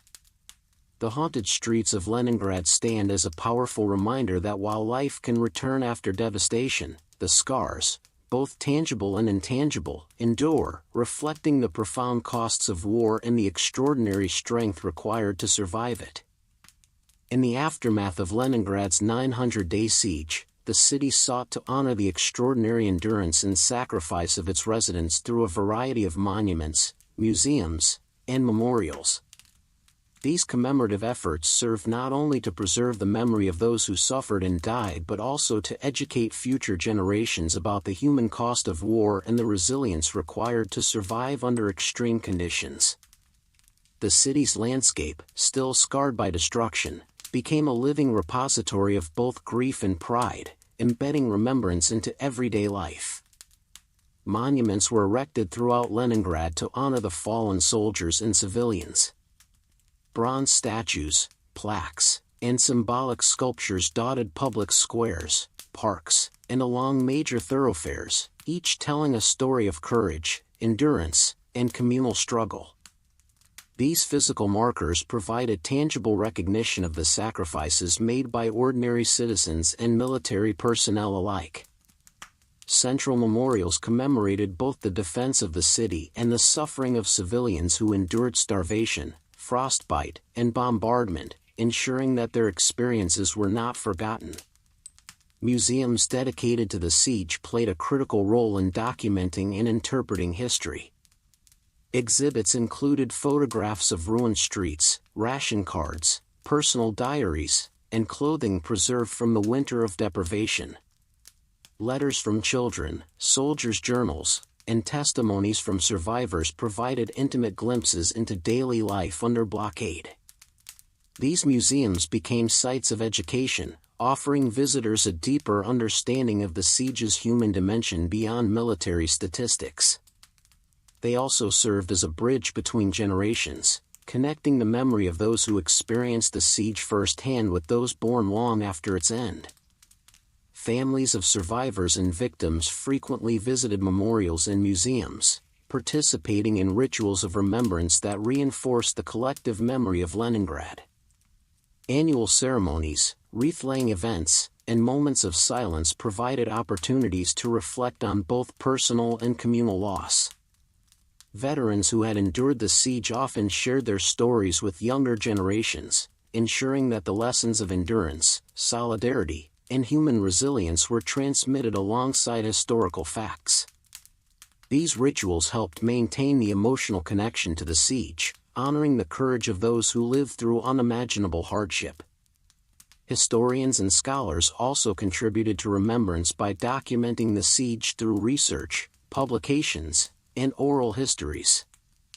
Their work preserved the complex narrative of survival, highlighting not only military strategy and political context but also the everyday lives of civilians. Through books, articles, and documentaries, they captured the interplay between starvation, disease, cold, and human ingenuity, ensuring that the historical record reflected the full scope of suffering and heroism. The collective commemoration of Leningrad's siege reinforced shared identity and civic pride. Residents recognized that the city had not only survived physically but also morally and psychologically. Memorials and museums created spaces where individuals could connect with the city's history, reflect on their own family's experiences, and honor neighbors, friends, and relatives who had endured unimaginable hardships.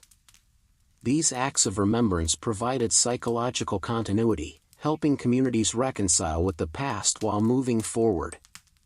Educational initiatives further extended the impact of remembrance. Schools incorporated lessons about the siege into curricula, including field trips to museums and memorials. Students learned about rationing, survival strategies, and the human cost of prolonged conflict, fostering an early appreciation for resilience, solidarity, and civic responsibility. Oral history projects allowed children to interact with survivors, humanizing historical events and embedding the moral lessons of courage and endurance into the next generation's consciousness. Art and literature also played a key role in memory and remembrance. Poets, writers, and artists who had survived the siege or documented it soon after contributed works that conveyed the emotional intensity and lived experience of the blockade. Paintings depicting frozen streets, starving children, and exhausted soldiers provided visual testimony to complement historical records, while novels and memoirs captured the psychological and social dimensions of survival.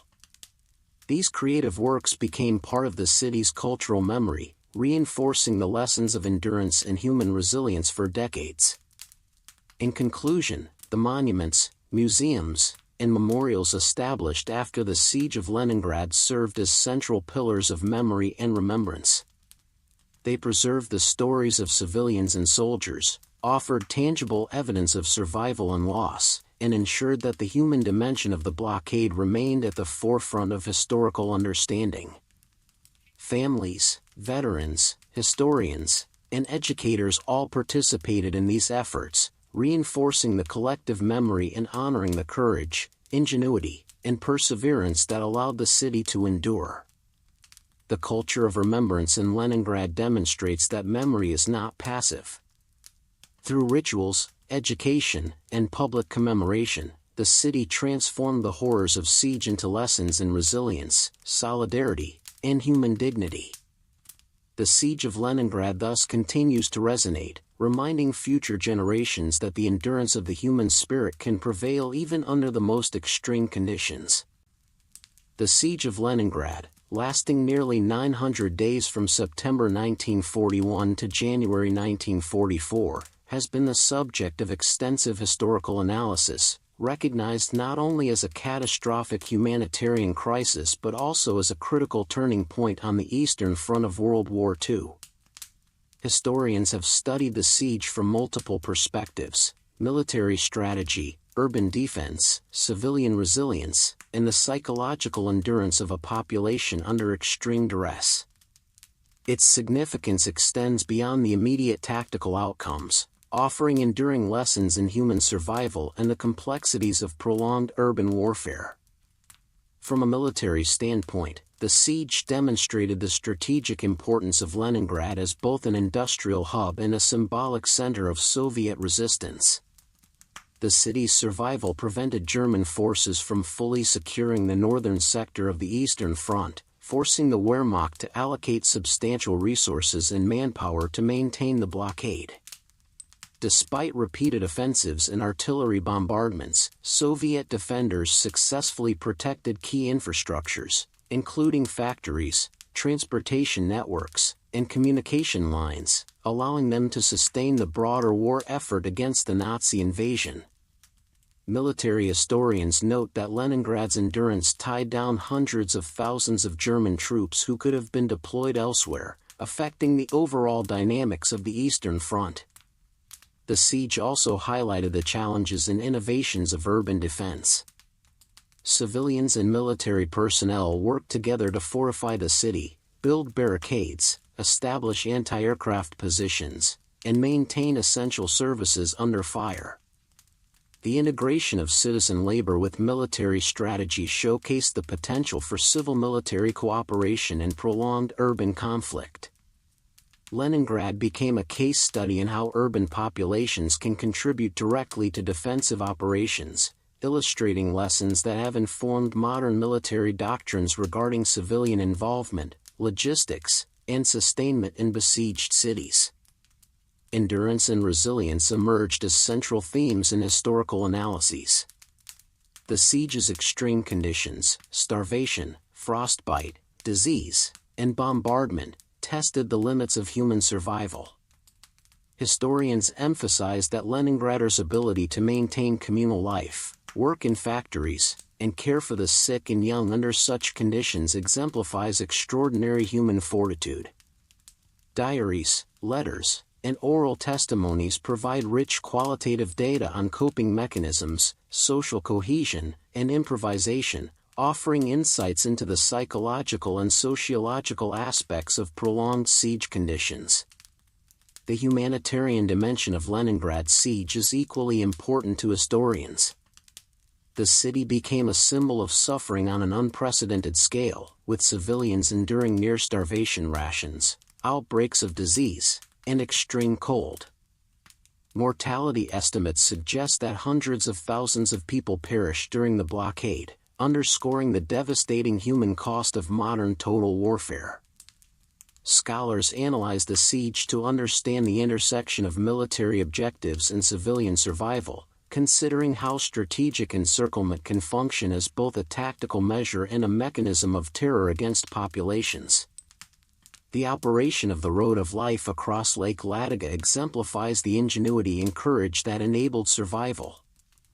Historians study these logistics operations as innovative solutions to maintain supply lines under extreme conditions. Convoys traversed ice and snow, transporting food, fuel, and medicine while facing artillery and aerial attacks. The success of these efforts demonstrates the critical role of logistics, coordination, and risk management in sustaining urban populations during wartime. Leningrad's siege also informs analyses of morale and cultural resilience. The continuation of theaters, music performances, schools, and communal rituals amidst starvation and bombardment reflects the city's determination to maintain identity and social cohesion. Historians view these cultural acts as essential to sustaining morale, emphasizing that psychological resilience is as crucial as physical survival in protracted crises. Strategically, the siege contributed to the broader Soviet counteroffensives that eventually turned the tide on the Eastern Front. By tying down German forces and absorbing significant enemy resources, Leningrad played a pivotal role in the gradual shift of momentum toward the Red Army, culminating in the eventual relief of the city and the wider Soviet advance. Military scholars highlight the siege as an example of strategic attrition, where human endurance and urban fortitude can influence operational and strategic outcomes far beyond the immediate battlefield. In summary, the Siege of Leningrad holds lasting historical significance as both a human and military phenomenon. It demonstrates the extreme costs of modern warfare, the capacities of urban populations to endure under siege, and the tactical and strategic implications of sustained encirclement. Historians continue to study Leningrad as a symbol of resilience, human suffering, and military ingenuity, offering lessons in endurance, civilian-military cooperation, and the consequences of protracted conflict. Leningrad's experience has become a benchmark for understanding urban sieges, humanitarian crisis management, and the limits of human endurance. It is remembered not only as a story of starvation and death but also as a testament to collective courage, perseverance, and the will to survive under the most extreme conditions. The siege's historical significance continues to inform military studies, psychological research, and socio-cultural analyses, ensuring that the lessons of Leningrad resonate far beyond its frozen streets. The Siege of Leningrad, lasting nearly 900 days from September 1941 to January 1944, has left an enduring legacy as a testament to human courage, resilience, and the indomitable spirit in the face of unimaginable adversity. The city, encircled by German and Finnish forces, survived relentless bombardment, starvation, disease, and freezing winters. Its survival is remembered not only for the strategic implications on the Eastern Front of World War II but also for the extraordinary human endurance demonstrated by both civilians and soldiers. Leningrad's legacy serves as a profound reminder of the costs of war and the capacity of communities to endure and adapt under extreme conditions. Throughout the siege, civilians and soldiers displayed extraordinary resilience. Families rationed meager food supplies, shared warmth, and improvised shelters to survive the harsh winters.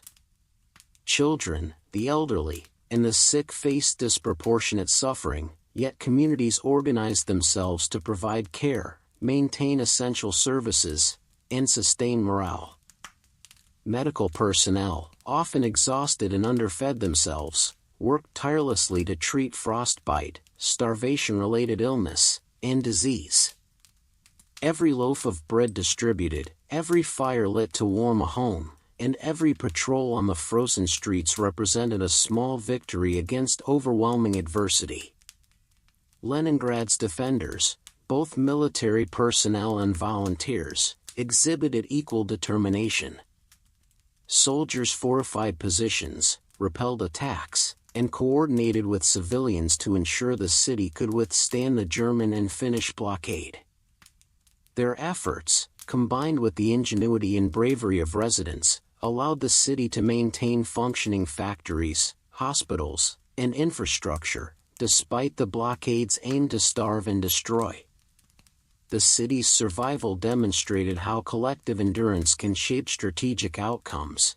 German forces were forced to commit significant manpower and resources to maintain the siege, which indirectly benefited the broader Soviet war effort elsewhere on the Eastern Front.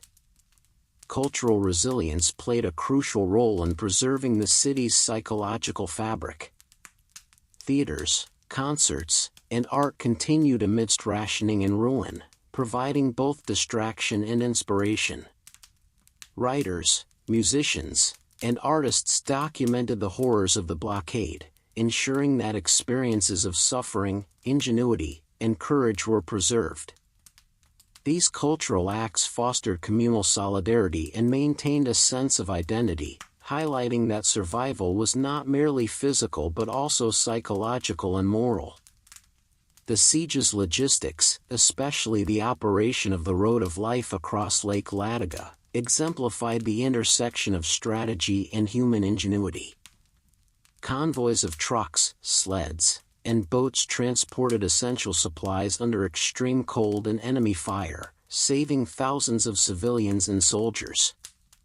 This lifeline not only provided sustenance but also symbolized hope, demonstrating that even under the most dire conditions, calculated coordination and bravery could preserve life. The human cost of the siege was staggering. Estimates suggest that hundreds of thousands of Leningraders perished from starvation, disease, and exposure. Yet the population's perseverance ensured that the city survived, and the lessons learned about endurance, solidarity, and adaptation have resonated for generations. Diaries, letters, and oral histories preserved intimate accounts of hardship, heroism, and ingenuity, allowing future generations to understand the scale of suffering and the resilience it fostered. Leningrad's legacy extends beyond its historical moment. It serves as a symbol of survival against impossible odds, reminding future generations of the cost of war, the perils of totalitarian aggression, and the strength of human will.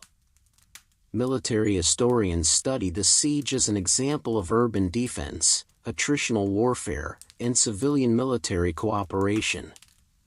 Psychologists and sociologists analyze how communities endure prolonged trauma, and educators use Leningrad as a cautionary tale and source of inspiration. The city's endurance is commemorated through monuments, memorials, museums, and annual observances, which honor both civilian and military contributions. Families of survivors, historians, and educators continue to preserve stories and personal accounts, reinforcing the collective memory of courage, suffering, and solidarity. These rituals ensure that Leningrad's experience is not forgotten, providing lessons in perseverance, sacrifice, and the capacity of human communities to endure extreme adversity. In conclusion, Leningrad's 900-day siege stands as a powerful reminder of human resilience, courage, and solidarity under conditions that might otherwise have destroyed the city and its inhabitants. Its legacy embodies the profound endurance of ordinary people confronted with extraordinary hardship, demonstrating that survival is both a collective and deeply human achievement. The city remains a symbol of perseverance, teaching future generations the value of determination, community, and hope even in the darkest hours. The endurance of Leningrad is immortalized in history, memory, and culture, ensuring that the story of survival, ingenuity, and resilience continues to inspire and educate. The Siege of Leningrad is not only a historical event but a timeless testament to the human spirit, showing that courage and solidarity can prevail even when circumstances seem insurmountable.